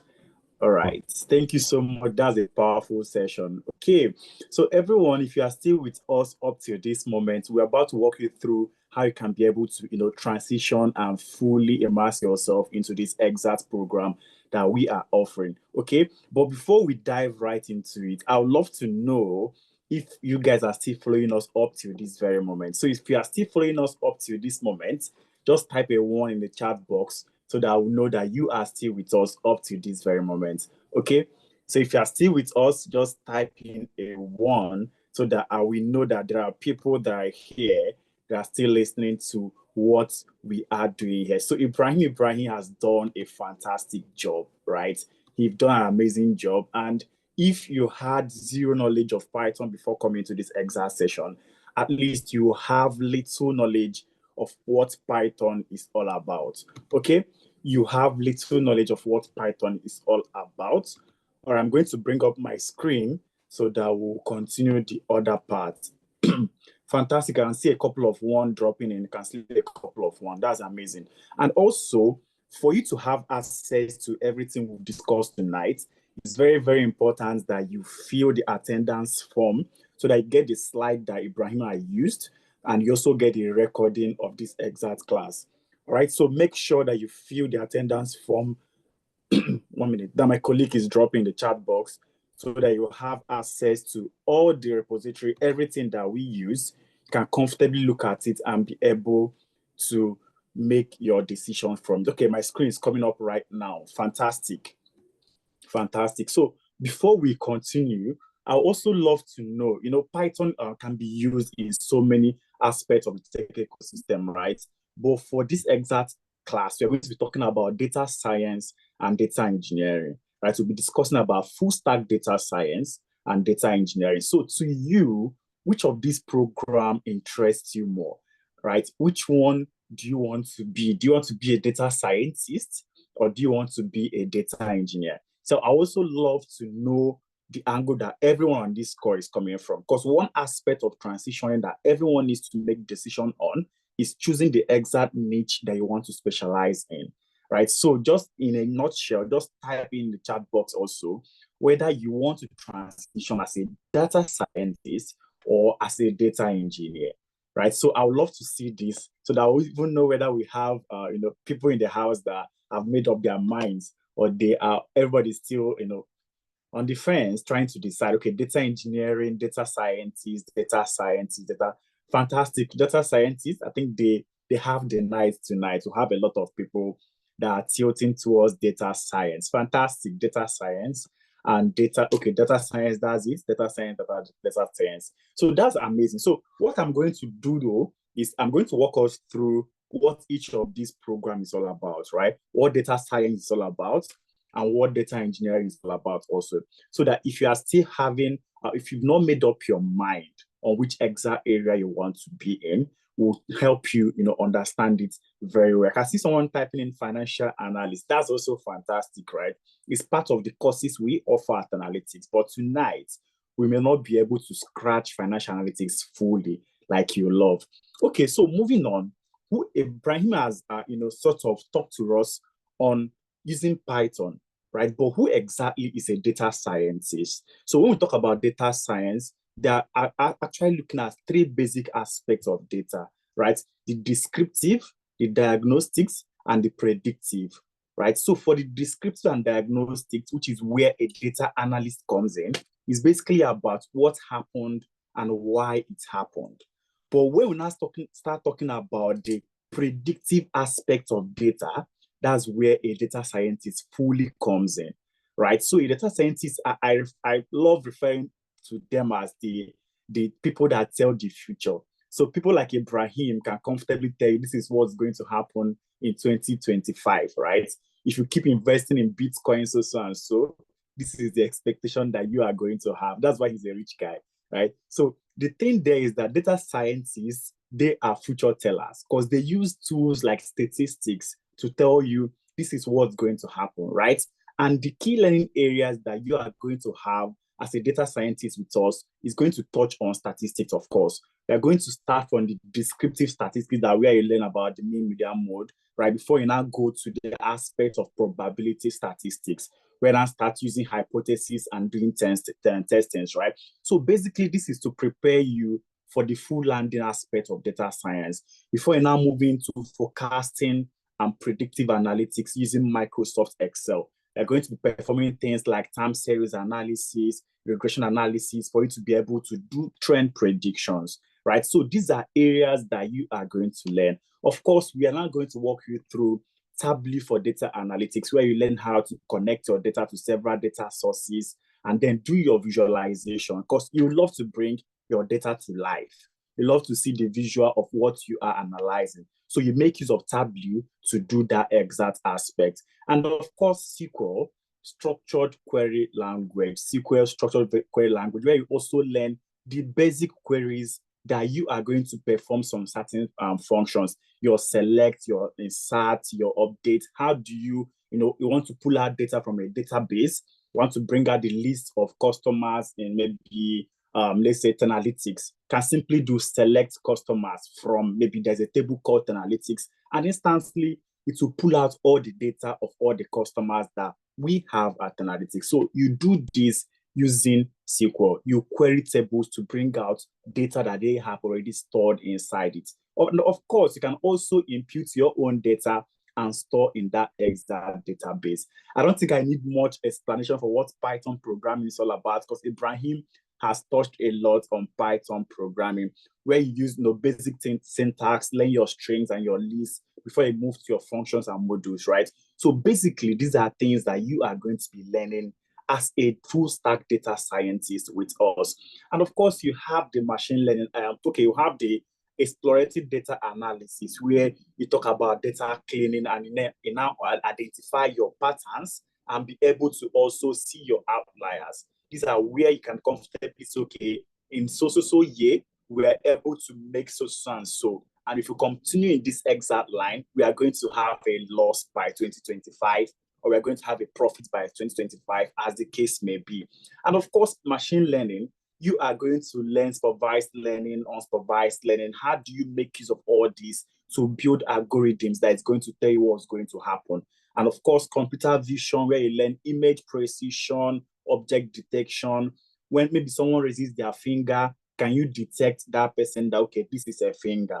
Or maybe facial recognitions as well. So these are things that you are going to be learning as a data scientist with us. And of course, GitHub version control, how do you commit your your design on GitHub? How do you also do your repository management? These are things that you are going to learn. Of course, we've always mentioned that AI is our friend, right? Some people feel AI is here to take our job, but AI is also like a tool to optimize your job.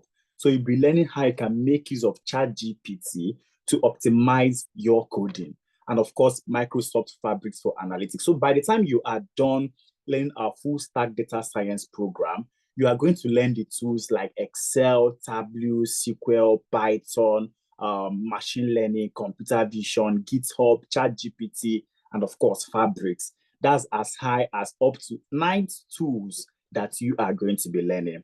And the learning timeline for the data science program is for 4 months, right? So you are going to learn immersively in the classroom for 3 months, and then have an internship period of 1 month where you also learn with us. And this internship period, you are going to work on real life case studies. So you are going to be working on real life case studies. The way Ibrahim was explaining, bringing us into Python, and we are already working on case studies. How do you create profile login? How do you do password creation? These are real life case studies that you are going to have and you are going to work on to put in your own portfolio. And of course, the program runs only on Saturdays, right? We'll have classes 11 a.m. to 2 p.m. West African time, which is very, very appropriate for people in Europe, people in UK, and people in Africa. And we also have evening classes by 6 p.m. to 9 p.m. West African time, which is appropriate for people in Canada and people in US. Okay, so on Sundays, we'll have what we call Watch Me Do It videos, where you get to see small, short bite videos that will introduce you to concepts to learn, right? So basically, this is what the data science program is all about. And once you are done, it can have an avalanche of careers that can easily apply to, right? You have things like data scientist, can function as a data analyst, as a sales analyst, for you to be able to predict where you're going to make more sales. As a machine learning engineer, you can function there fully. As a fraud analyst, of course, for it, because you are going to be building models. So you can easily build a model to detect fraud. So you can also comfortably function as a fraud analyst, as a pricing analyst, as a market research analyst, and of course, as a logistic analyst. So what happens most times is that once people are done as data scientists, you are not confined to just being a data science, right? So by virtue of you learning tools like Excel, Tableau, SQL, you can also function fully as a data analyst. So this is a win-win situation for you where you can decide whether you want to be the future teller or you want to be someone that will say, okay, this is what happened, because that's where data analyst comes in. All right. On the other hand, talking about data engineering, also it presents a lot of opportunities for people, right? And you are going to be learning areas like introduction to data engineering. Like I mentioned before, all our courses are structured in a way that it starts from beginner level to the expert level, right? You are going to be starting from beginner level, starting with introduction to data engineering. What is data architecture? What is data lifecycle management? You need to understand all these things before you dive right deep into being a data engineer. And after it, you now move to SQL, structured query language, which is basically you learning database management, right? You should be able to query the database and bring out data.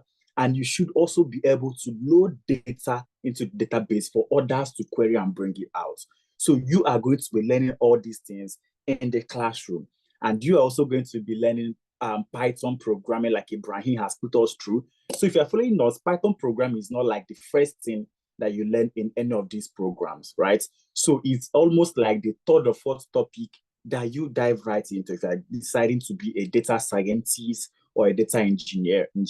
So that's why you might be finding it a little bit, oh, this is hard or this is not hard, but it is not, because we are going to walk you through from ground zero till we get to this exact level of Python programming, okay? And then after it, we'll now move to Linux. So Linux basically is an operating system. We're going to learn basic Linux command, process management using Linux, and others, right? So this is to help you have a wider understanding of operating systems, which you as a data engineer is going to be very, very, very important for.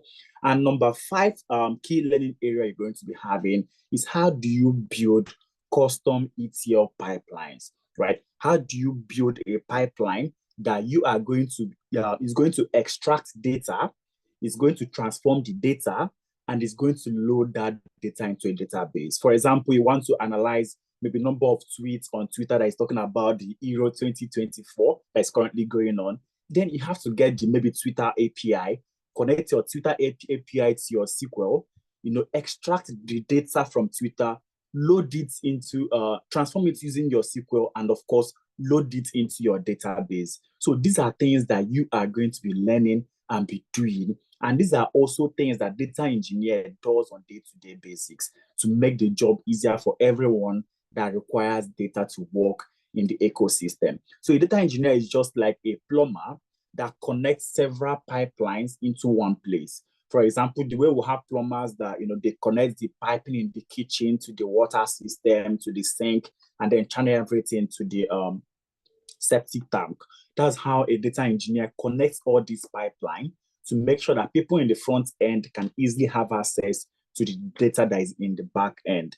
Before now move to Apache Spark, Apache Airflow, how do you automate your data?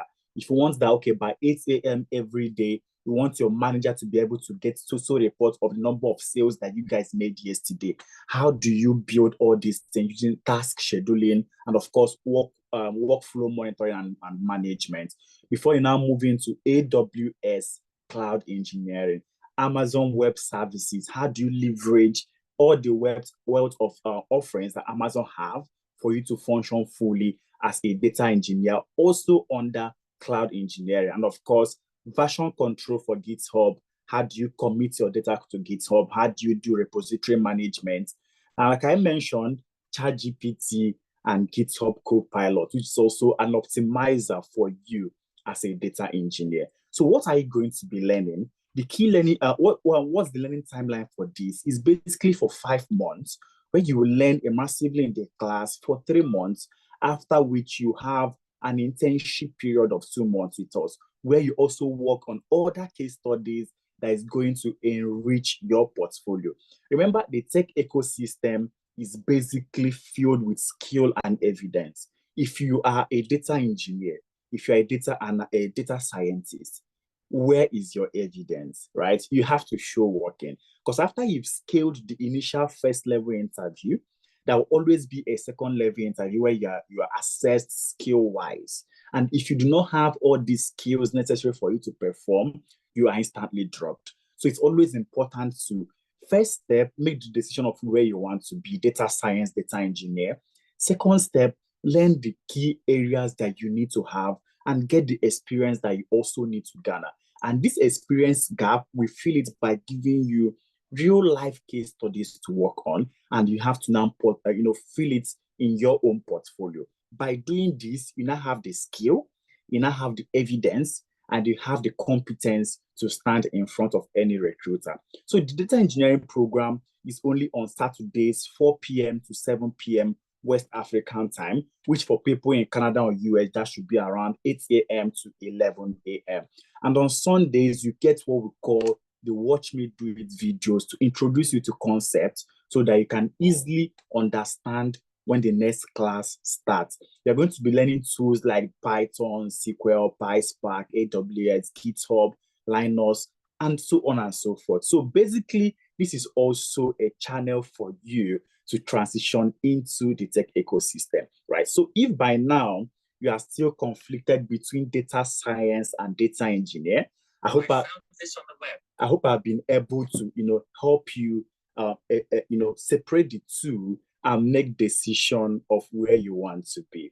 All right. So the different career area that I can also, start up upon completing the program includes data engineer, big data engineer, of course, data architect, building several pipelines to connect to a database, ETL developer, that's you are extracting, transforming, and loading all this data into a database, data warehouse engineer, where you're the one that is sort of the database administrator also, and then the BI developer and cloud data engineer. So once you are done learning any of these programs, you have several career paths for you to easily start off your life with, right? Like I've mentioned also, we have what we call the Analytics Growth Internship Program, right? Where you join to grow and have more real life case studies that you can add to your own portfolio. So what this does is that it helps you to fine tune your portfolio and also helps you to add more experience, more case studies that you worked into that exact portfolio. Remember, like I mentioned, all recruiters want to see the workings of what you've done in the past. They want to see the evidence. It doesn't stop with, oh, I'm a Python developer, I'm a SQL analyst, I can do Power BI, I can do Tableau, I can do Apache Spark. You have to show evidence of you making use of all these tools in the past, right? So these places is important for you to know that we don't just give you the learning, we give you the skill, the competence, the experience, how to build your portfolio so they can fully function as a full-fledged, tech person. And why should you exactly train with us? So for the last couple of 4 years that we've played in this exact industry, we've helped over 2,000 people transition from the classroom into getting their first job in UK, US, Africa, Asia, Canada, Europe, and of course. And this we have track record and evidence to show. Remember, we are heavy on evidence. That's why we're also helping our own students to have an evidence of what they've learned. So we have testimonials of students saying, okay, I got this job, I got that job after I trained. And we are also going to show you one of those videos before this session is over. Of course, our industry standard facilitators and curriculum is also what's making us to stand out. Because you are not just coming to class to learn, okay, what is mean, what is mode, what is medium, or what is Python, what is all those, syntax that you need to write. You are going to be working on real life case studies. And that is what, companies want to see. Have you worked on, initial login details of any mobile app, which is what Ibrahim just showed us. How do you create password? How do you create, username and make it accessible that, okay, once this is imputed, it's going to work or it's not going to work. And we bring in amazing facilitators from amazing companies to come into the classroom and teach you using real life case studies.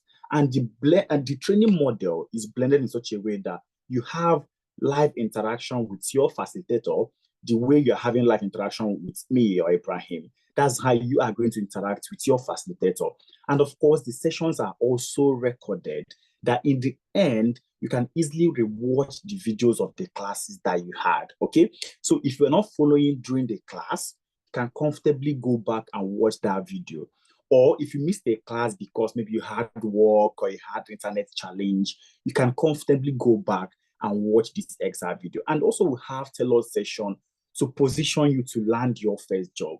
Our main goal as a company is to help you transition from possibly being maybe a banker to becoming a data scientist and of course landing a job. And it doesn't end here. We do this by the 3-layered approach which we apply to our employability services. And number one is CV review. Now, it's one thing for you to have the skill. It's another thing for you to be able to position and prepare your CV to reflect those skills. So we are going to teach you how to, build your CV properly. How do you match your CV to the jobs that you are applying to? For example, you have SQL knowledge, but the job you're applying to is talking about Postgres. Now, Postgres is a database, and that is also applicable to SQL. And if in your CV just left it at SQL and you apply for that exact job, the applicant tracking system is obviously going to sieve you out that you don't have the Postgres knowledge. So we are going to teach you how to match your CV to the jobs that you are applying to. And of course, LinkedIn optimization. How do you leverage LinkedIn to land remote jobs? How do you leverage LinkedIn to land proper jobs? LinkedIn is one of the most influential places you can actually get a job that. Once you've comfortably done and optimized your profile, recruiters are going to reach out to you definitely. And if you want to play in the contractual space, you want to be in Nigeria and be working in companies in US or Canada or UK or any country you are in and work, contractual wise, we also have the Upwork sessions where we teach you how do you optimize your profile on Upwork. And number 4, which is navigating the job market, It's one thing to also have knowledge of all these areas and also not have knowledge of, okay, where do I apply to jobs from? There are hidden jobs. There's the hidden job market, right? So these are things that we are going to teach you in by bringing in expert recruiters to come to class and talk to you on all these things, on how you can comfortably leverage all those hidden job markets to land your first job. And of course, number 5, which is job and interview prep. So if you land a job interview invite, we are also available to provide our experts in-house to prepare you for interviews. How do you answer question of, tell me about yourself? How do you answer situational question of, okay, tell me maybe a time in the past where you've helped your company to leverage your data scientist skill to upscale their business, right? So how do you answer all these questions? We are going to teach you, we are going to talk to you about the STAR and SEED framework that you are possibly going to use to answer all these questions. And because you are learning with us and also working on real life case studies, you can comfortably serve as a consultant, which means if you are looking for other jobs to get, your future employees can easily write to us and ask for recommendation or reference letters, right? And you can play it from the angle of, okay, why I was consulting with analytics, I worked on so and so project, and they're going to reach out to you. Hello to analytics, there's someone like Ibrahim consult with you guys so and so. We are available to provide all those recommendation and reference letters for our students. And level 2, which is about weekly mentorship sessions. So most of us struggle to transition into tech because we were learning a lot of things, right? We didn't have an exact mentor that said, okay, just learn Python, learn SQL, learn this, learn that, and then you can simply transition. We're learning Hadoop. Anything that comes out, you jump and learn. And then you are going to spend a lot of years trying to break in because you lack mentors. So what we do is we also bring in weekly mentors into the class, right? To mentor you on, this is what I did my own time. This is what you also need to do for you to be able to land these jobs. Number 8, which is on the job support. So if you get a job and you are still struggling to find your footing, we are available to help you get your stand on that exact job 1 month until you can comfortably, stand fully on that exact job. And all these things from level 1 to level 2, from number 1 to number 8, is to get you to the level 3, which is our promise to you that 1 month after you are done training with us, we guarantee you 1 job interview invite. And it's a certainty, right? Because this is what we've been doing for the past 4 years, and we've seen results from all these areas. And this is because we also have partnership with recruitment agencies, Havinash, Michael Page, Adecco, Manpower, Conferry, and this stretches across UK, Canada, Africa to take our students. So once you're done learning, you've done your capstone project, you are done with your internship, you're also placed in a pool where we can comfortably recommend you to these recruiters when they reach out to us and say, okay, Height Analytics, we need a data engineer that has knowledge in, AWS, and we are going to make that provisions for them. And of course, we have the enhanced internship experience that I've mentioned, where you work on real life case studies to enrich your portfolio. The Body Mentorship Hub is also a hub where we bring in past students to come into the class to mentor you on how they were able to also navigate the same line that you are trying to navigate. And as a data scientist and a data engineer, you can comfortably freelance and get a remote job. So please make sure that you fill the attendance form so that you can get these slides for you to have access to all these links. For you to see where we've talked about how to get a remote jobs 1, how to get remote jobs 2, and how do you get sponsored jobs? Maybe you're in UK, you're in Canada, you need sponsored jobs. How do you get all these jobs? So these things are what we also talk about where we're, when we discuss on how to navigate the job markets, right? So we added one of those links for you to have access to it after this session. So please make sure you fill the form that my colleague Aimwa just dropped so that you comfortably have access to this exact link. And we'll teach you how to leverage LinkedIn, leverage Glassdoor, Bulletin, Indeed, Well-Found, and of course, remote.co to get all these jobs. Now, the most important aspect of it is that our next cohort is starting in 2 weeks' time. That's 6th July, right? And what will you do for you to be able to be here?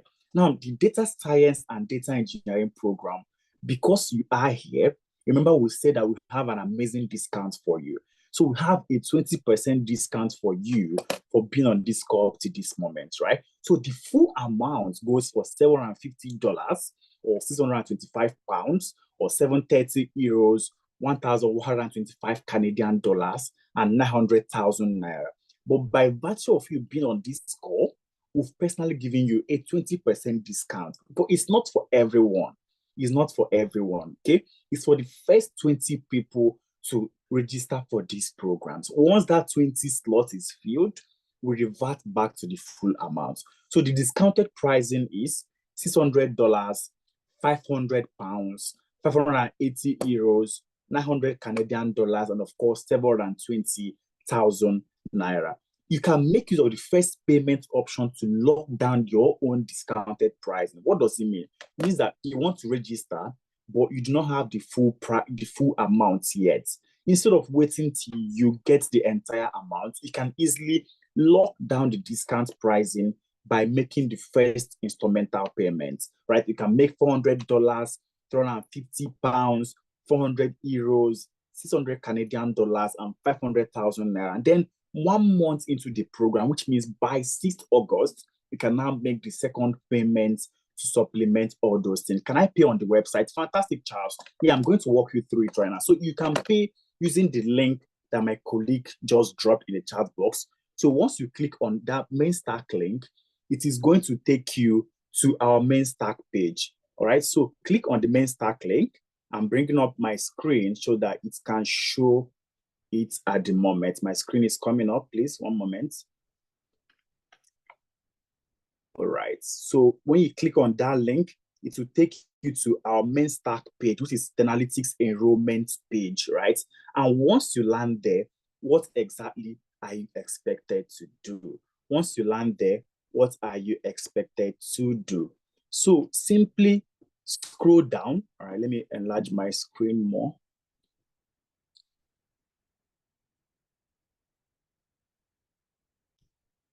All right, simply scroll down and make sure that you can see the data science program or the data engineering program and simply click on data science or data engineering, any of them, right? Once you click on any of them, you can now be able to see the landing page of where you can make your payment. So when you scroll down, my screen, is this still showing? All right, let me reshare my screen. Okay, I don't think it's moving. All right, let me reshare my screen. Just 1 second, please. So let me reshare my screen. Once you click on the main stack link, it's going to bring you to our main stack Tenalytics Enrollment Center. Simply click on the program that you are trying to join, which I'm going to bring up now. All right, it's up. So simply click on the program that you are trying to join. When you scroll down, let's say you want to join the data science program, scroll down and you're going to see the data science, full stack data science, or data engineering. You're going to see data engineering here. So let me use full stack data science, right? So once you click on it, it's going to bring up the checkout page for you. What do you do at this stage? Now, if I want to reserve a slot, I'm simply going to put the amount of that initial first instrumental payments, right? So, and because I'm in Nigeria at the moment, it's going to bring out the pricing in NGN for me. So if you're in Canada, it's going to automatically give you the pricing in Canada. If you're in US, it's going to give it to you in US dollars. If you're in UK, it's going to give it to you in pounds. If you're in Ghana, it's going to convert it to say this for you. So anywhere you are, it's automatically going to pick your geotag and convert the currency for you. So let me use, I want to do the initial payment of 500,000 to reserve my slot. I simply click on proceed to pay, right? I've inputted the price I want to pay. I'll click on proceed to pay. So at this checkout information stage, what I need to do is now to put my name, right? I'm going to put my name, Chukwemeka Ikpa, my email address, change my country flag to the country I'm presently in, which is Nigeria, and then put my phone number. I'm going to put a random number here, and then click on proceed. So once you've done this, it's going to pop up the option for you to make the payments. So if you want to make payments using your card, using your ATM card, can instantly put your card details here, your expiry date, CVV, and click on pay. Or if you want to make payments using the transfer option, can comfortably come to the transfer option side, copy the account number, look at the bank name, pay stack Titan, go to my bank app and make the payment. So once I've made this payment, what do I need to do next, right? I'll simply go back to that same Analytics enrollment page, right? If you go back to the Analytics enrollment page, you see where you have the option of upload your receipt. So I'm bringing it up. You see where you have the option of upload your receipts. And once you click on it, once you go back to that enrollment page, you see the option of upload your receipt. You simply click on it and fill in the details as it desires, right? I can now put in my email address, then click on next, fill my name, put when I'm trying to start up.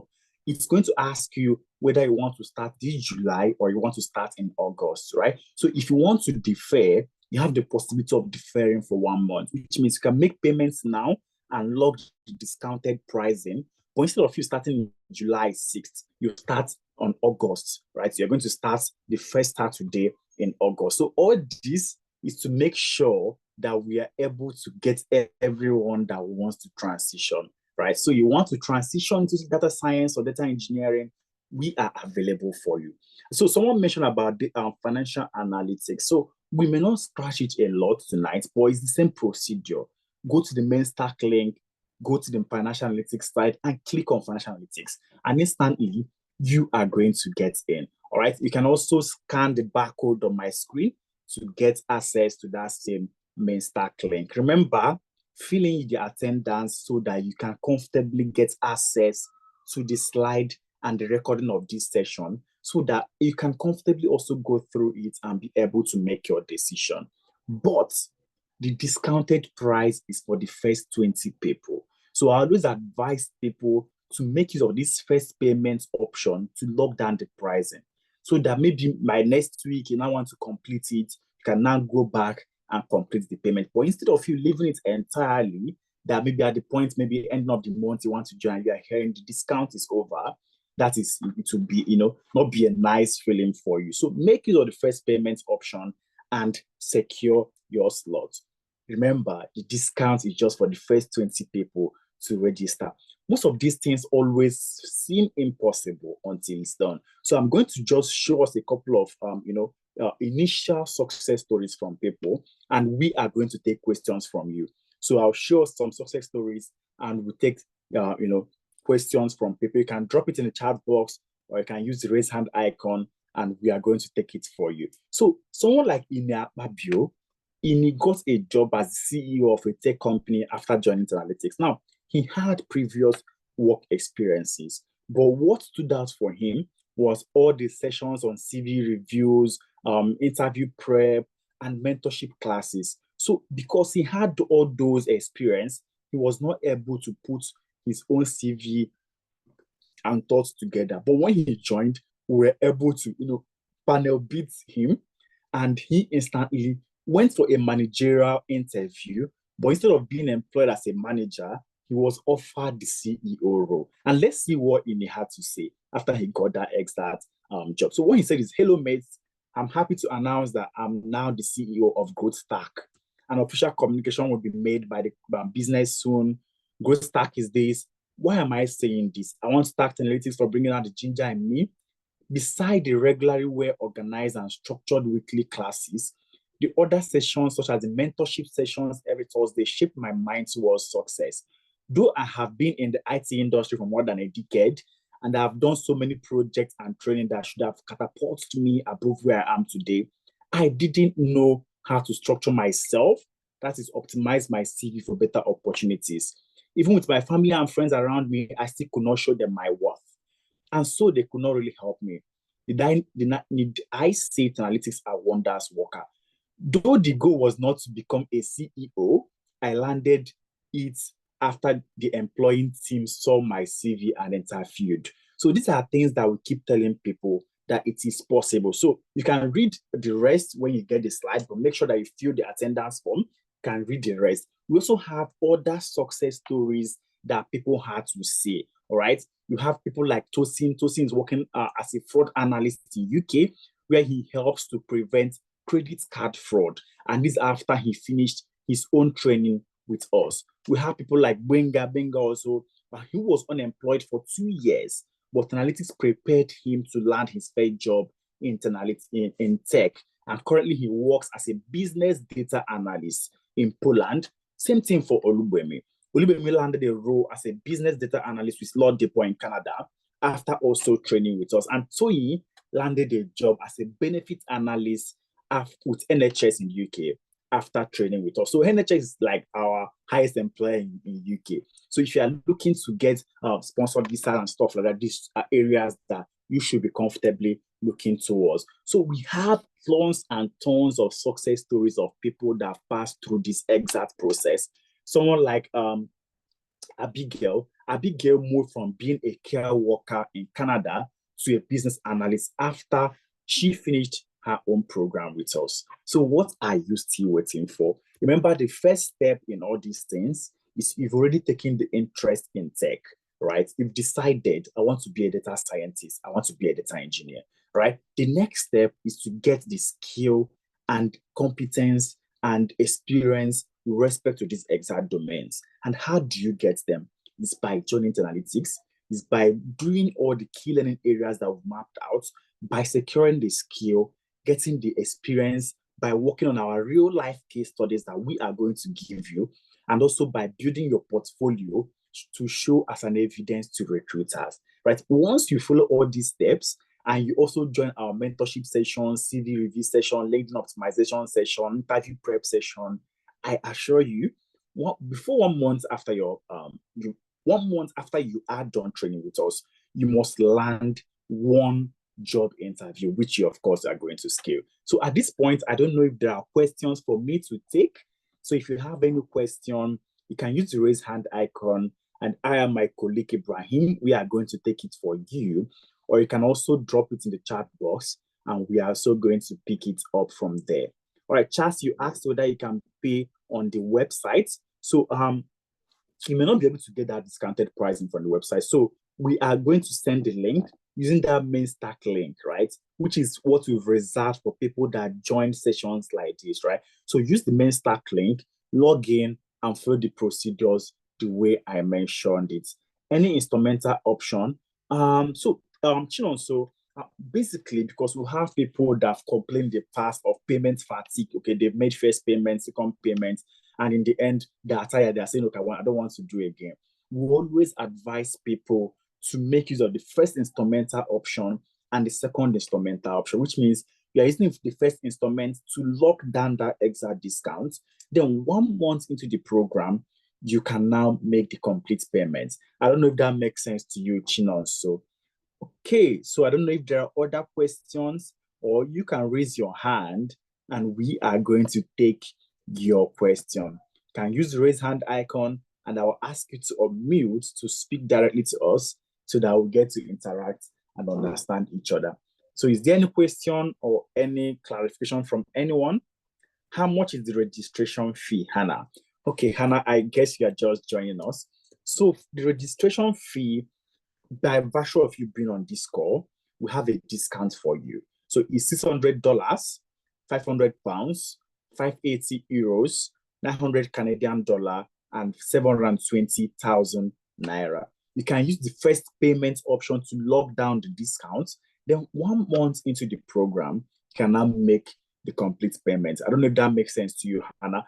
My colleague just dropped the main stack link. You can click on the main stack link, select the exact program that you want to join. From there, complete the other pop-up options that is going to come out for you. I don't know if that makes sense to you. All right, do you have any question from anyone? I will really need to be tutored. I'm hungry to learn. Fantastic, Charles. I hope that you've reserved your slots. I hope that you have reserved your slots. How do I secure the discount slot? So use the main stack link that I've mentioned and I have described. Log in, select your own course of learning, and then make payments. Is data analytics a subset of data science? Fantastic. Chimnon, so So basically, data analytics and data science, they are different parts, right? So with respect to data, we have several aspects linked to it. We have descriptive data analysis. We have diagnostic data analysis. We have predictive data analysis. So we have these three things, right? For a data analyst performs the initial two, which is telling the story of what happened and why it happened, right? So a data analyst, for example, on this call, data analyst will look and say, okay, we are 100 on the call. 80 joined from UK, 10 from Nigeria, the other 10 from Canada. And then this is story of what happened after the data analysts have looked at the data. Now, why did it happen? The data analyst will now decide to look at possibly the marketing data of the analytics and say, okay, because the analytics, channeled much resource into advertising in UK, that's why they had more people from UK. So it simply means that if they want to get more people from the other location, they need to, do the same thing. So this is telling the story of what happened and why it happened. But a data scientist will go a step ahead to predict what is going to happen in future.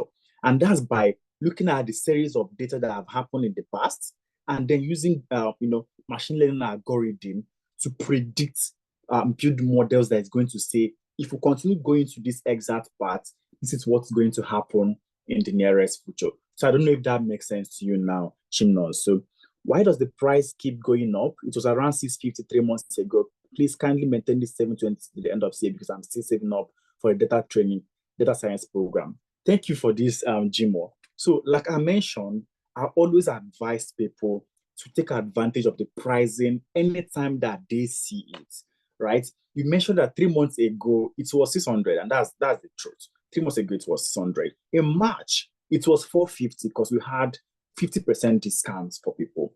But we all are in this economy. We all are seeing how this is moving. Remember, the full amount is 900, but it's the discount that we keep removing, right? So if you are able to secure it earlier, it is better because the truth is by year end, nobody's going to assure how the pricing is going to look, right? If you are in Nigeria or anywhere, you know that by the beginning of the year, Naira should be but last year should be around 4 and something. As now it's 1.5 plus. So these are the things, the economics that plays into some of these financials, right?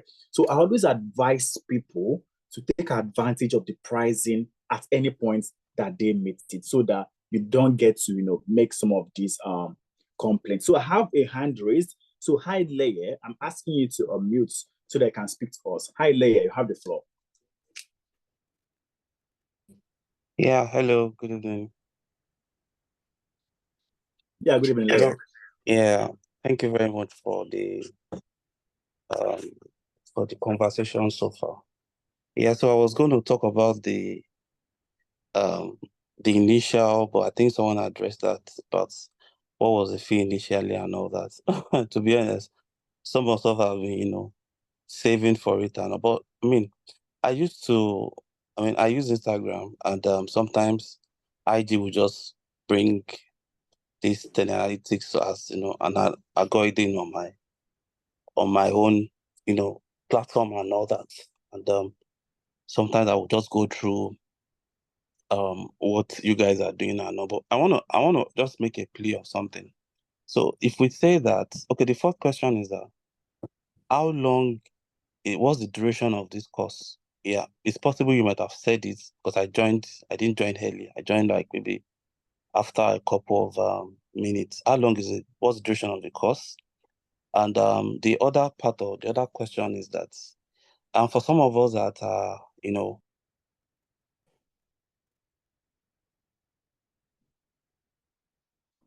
Hi, Leia, I think we lost you there. All right, so answering the duration that you've spoken about for data science. Can you hear me, please?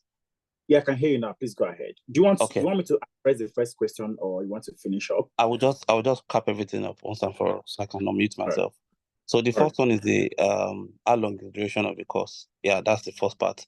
Then the second question is that I noticed you've been talking about data science and all that. Yeah, are there other, because when I went through the form that was dropped earlier, I saw some other courses there like business analytics and the like. But I noticed you didn't mention it. Maybe today's class is just for data science, which is okay.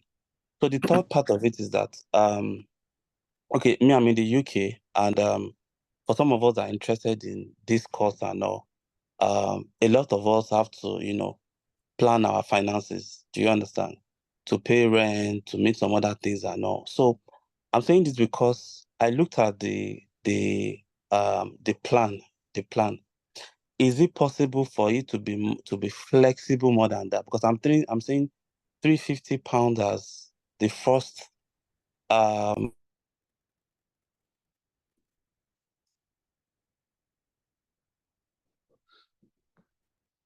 I think you've muted yourself again, Leye. Yo, can you hear me? Is the network that keeps Yeah, I can that hear you keeps now. Yeah, so I'm saying that for this the plan that your team has drawn out, is it possible for the plan to be much more flexible than this? Because I can see that the first payment is, virtually taking a chunk of, like 65% of the fee and all. And I'm saying that, okay, for some of us that, we need to plan our finances so that, we can will not be going to be washing plates somewhere. Do you understand? So is it possible for 10 Analytics to make it much more flexible for us in such a way that, people that have genuine interest in this course can enroll, and they will not be soaking Gary at the end of the month? So that's just my own plea. So I'm going to unmute myself now so that you can speak on it. Thank you. All right, fantastic questions, Leye. So I'm going to take it from the reverse order. So you made mention of the pricing. So we always advise people to use the first and second payments. But if you show genuine interest that you want a different model, my colleagues, they are going to drop the finance@analytics.io email. So just email the finance@analytics and drop your own, pattern that you want to use for that payment. And they will advise you on whether it is possible or not. Okay. So my colleagues, they will drop the email finance@analytics.org. So they've dropped it. You can use it to, tell people what you want, and then we're going to look at it in-house. Okay. That's one. Then talking about you asked the duration of the courses. The data science course is for 4 months, where you learn immersively in the class for 3 months, right? After which you now have an internship period of 1 month. Okay, does that make sense to you? 4 months fully, 3 months learning the class, and then 1 month internship. For the data engineering, it is for five months, right? Where you learn immersively for 3 months in the classroom, and then you have 2 months internship program where you also work on other real life case studies to put on your portfolio. I think that addresses your second question. Then your last question on whether this is just the only courses we offer. No, we have 8 courses that we offer at the moment, right? So we have data analytics, we have data science, we have HR analytics, we have financial analytics, we have business analytics, we have data engineering, we have cyber security, and we have Scrum Master, right? But basically, we are only talking about data science and data engineering tonight. I don't know if that makes sense to you, but we have all these other courses that we also offer. So if you desire to transition through any of these other career paths, you can also click on the main stack link, and you are going to see the option to select that exact course that you desire. I don't know if this makes sense to you, Leye. You can use the chat box and type yes, that I've cleared you with all the questions that you have. Okay, fantastic. So if you have any question, please, you can drop it in the chat box. You can use the raise hand icon, and I'm going to ask you to unmute so they can comfortably speak to us. Okay. Can someone with no prior tech experience do the data science? Because seeing the Python class alone is kind of scared and so scared of, I can learn of it or not. Fantastic question on Yenke. So basically, our courses are structured in such a way that it starts from the basic level. So if you have no experience about anything tech, you can comfortably learn it. So far as you can understand, you can look at computer, you can hear, you can see, can comfortably learn it, okay? So you don't have anything to worry about. We work people from no tech experience. We've had people transition from being a lawyer into being a data scientist. We have people transition from being a pharmacist into being a data engineer. So without any technical background, we'll walk you through from point A to point B.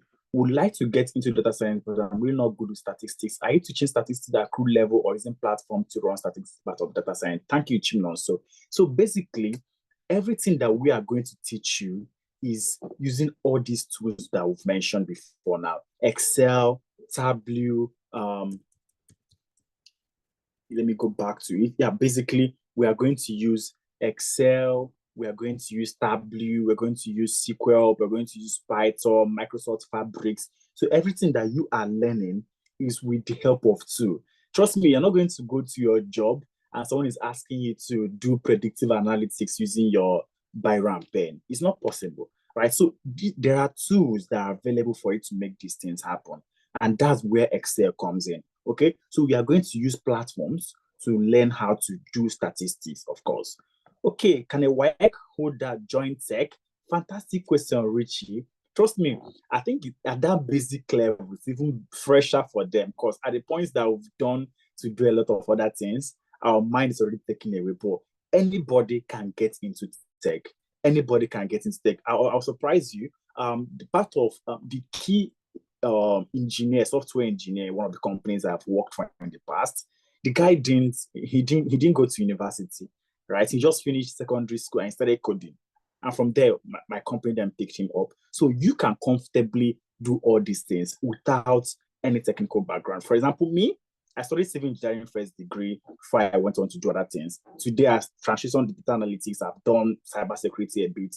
And you, of course, can be able to do all these things. So you don't have to have masters in data science or have information security knowledge or all those areas. So far as you can understand, we can walk you through from beginner stage to the expert level. Okay, I don't know if that makes sense to you, Richie and Kenneth.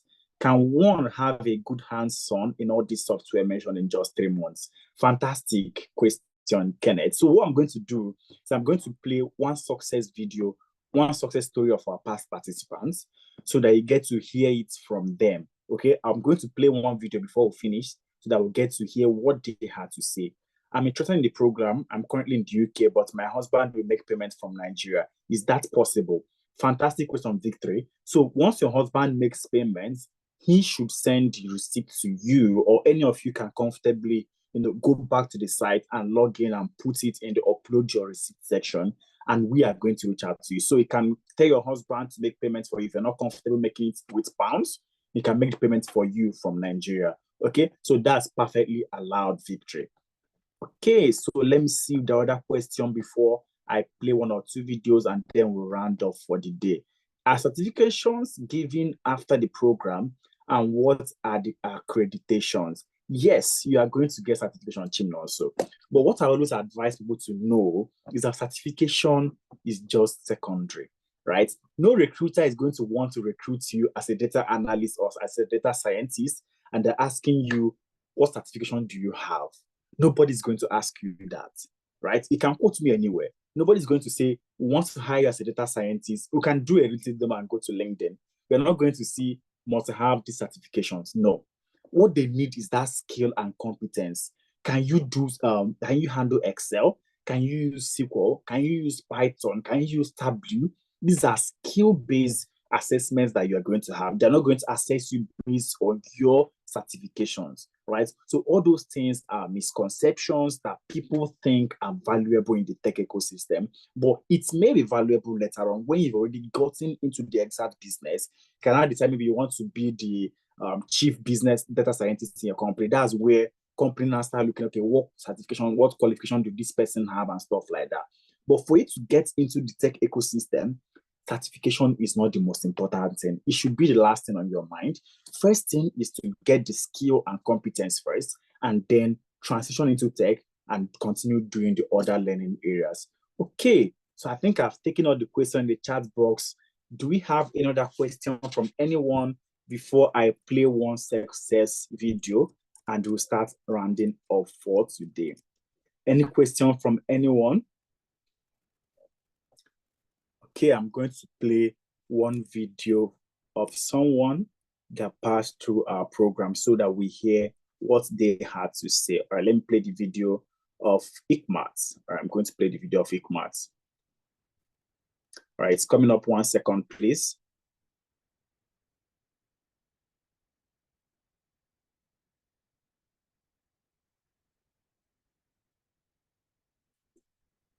It's coming up.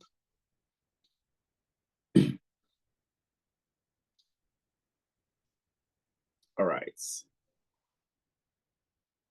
It's coming up right now. So this is how Ikmat, I love how she normally describes herself because she says, Get your domain today at GoDaddy. To take your idea online. Hi everyone, my name is Ikmat and I was with the March cohort in Tenalytics, and joining Tenalytics has been the best decision so far. You know, for me, someone coming from a background of full housewife, because I had to stay back home to look after my child for 4 years, and then wanting to break into something new, wanting to go back into the workforce, you know, wanting to place myself in the society for better job opportunities. So it was a lot. And then I'm glad that Tenalytics came along, and then they presented me with so many opportunities right in front of me, better opportunities. And then I'm glad I took it. And then also the advice of do not sell yourself short, that Effie is always saying, it is very, very valid, because place yourself right, you know, don't sell yourself short. It's a very, very, very valid advice. You know, in Tenalytics, they will hold your hands like a child, you know, through the modules. You have the opportunity to go back and study. You have the opportunity to go back and practice. You have the opportunity to ask questions. You know, you have people you can always go back to, even outside of class hours. It's the most amazing experience so far, really. And then another thing is the interview prep, guys. That is another very important thing. I did my interview prep with Mr. Mohammed, and it is the best decision ever, because it was like he saw into the future. He knew what was going to be asked. And I'm glad that I wrote down all the things he mentioned. I went back to practice, and then when it was time for the interview, it was like everything he was mentioning, everything he mentioned, it was just, they kept on. And then when I was answering those questions, I was so confident, you know, because I already practiced. I did an Excel test, I did a maths test, and then they were really impressed. And another thing is, guys, it may not come as fast as you expect. Definitely you are going to get some no's, and then you may begin to think you're not good enough. You are good enough, yes. The no's will come, but always take it as a basis for learning and development, because after every interview where I got a no, I always make sure I get a personal feedback. So I work on those feedbacks for my next interviews. And yes, it worked. It really worked for me, because I got my first job 3 months into the program, my first job. But I couldn't take up the job because I was a student and I was only eligible to work 20 hours. So I couldn't take up the job. 3 months later, I got 2 jobs with full visa sponsorship. And guys, all the other no's before the 2 jobs prepared me for the yeses I got. So yes, the no's will come, but do not give up, because you always have Tenalytics to go back to. They are the best and the best thing that ever happened to me. And then yes, and they are the most affordable. The most affordable one I've come across so far. And that's a very good advantage. So yes, Tenalytics for the win.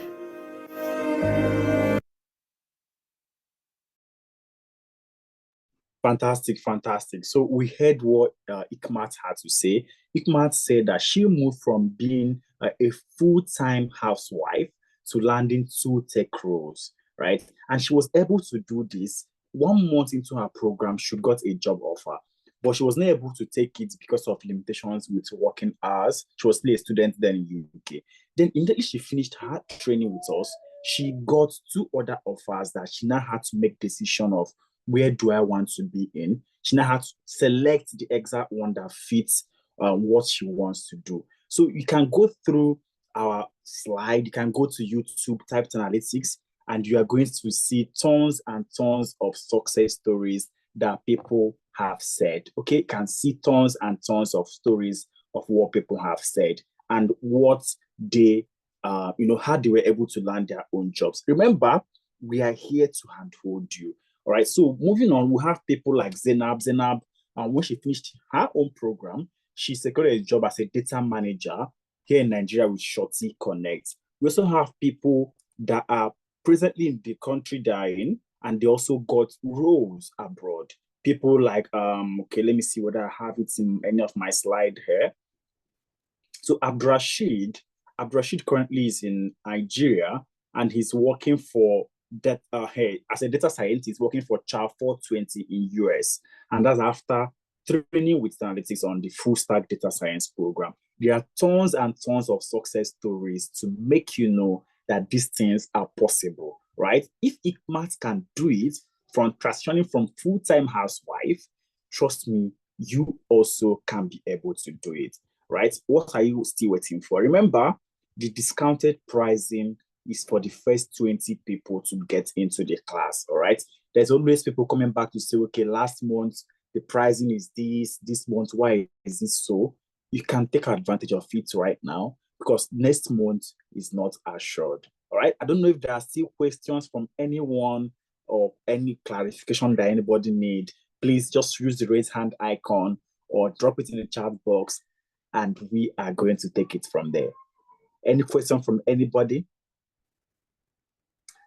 All right, I think everyone perfectly understood what we've said tonight. So thank you guys so much for being with us from 8 p.m. West African time to this exact 10, 11 p.m. West African time. I can't wait to see you guys in class come July 6th. Remember, you need to fill in the attendance form so they can have access to these slides, okay? You need to fill in the attendance form so they have access to this slide. How do I access the discounts if I'm to pay by weekend? Okay, still the same main stack link, that we've dropped. Just fill in the attendance form and we are going to send this slide to you. Fill the attendance form and we are going to send this slide to you, okay? Once you get the slide, you can also access the main stack link from there. All right. Okay. Victory, Stephanie, and also one of our team members will definitely reach out to you. Okay. Or you can also send a message to the WhatsApp number and we'll also guide you through it. All right. Fantastic, guys. So thank you guys so much. I'm going to be done by 10:15 p.m. West African time. If there are any other question at this point, please bring it on, raise your hand, and we are going to take it up from there. In the absence of it, thank you guys once more for being here. And I can't wait to see you, everyone here, July 6th, in the data science and data engineering programs, or any of the programs that we offer. I can't wait to see you all there. All right? Cheers, and see you guys soon. Bye for now. Good night, everyone.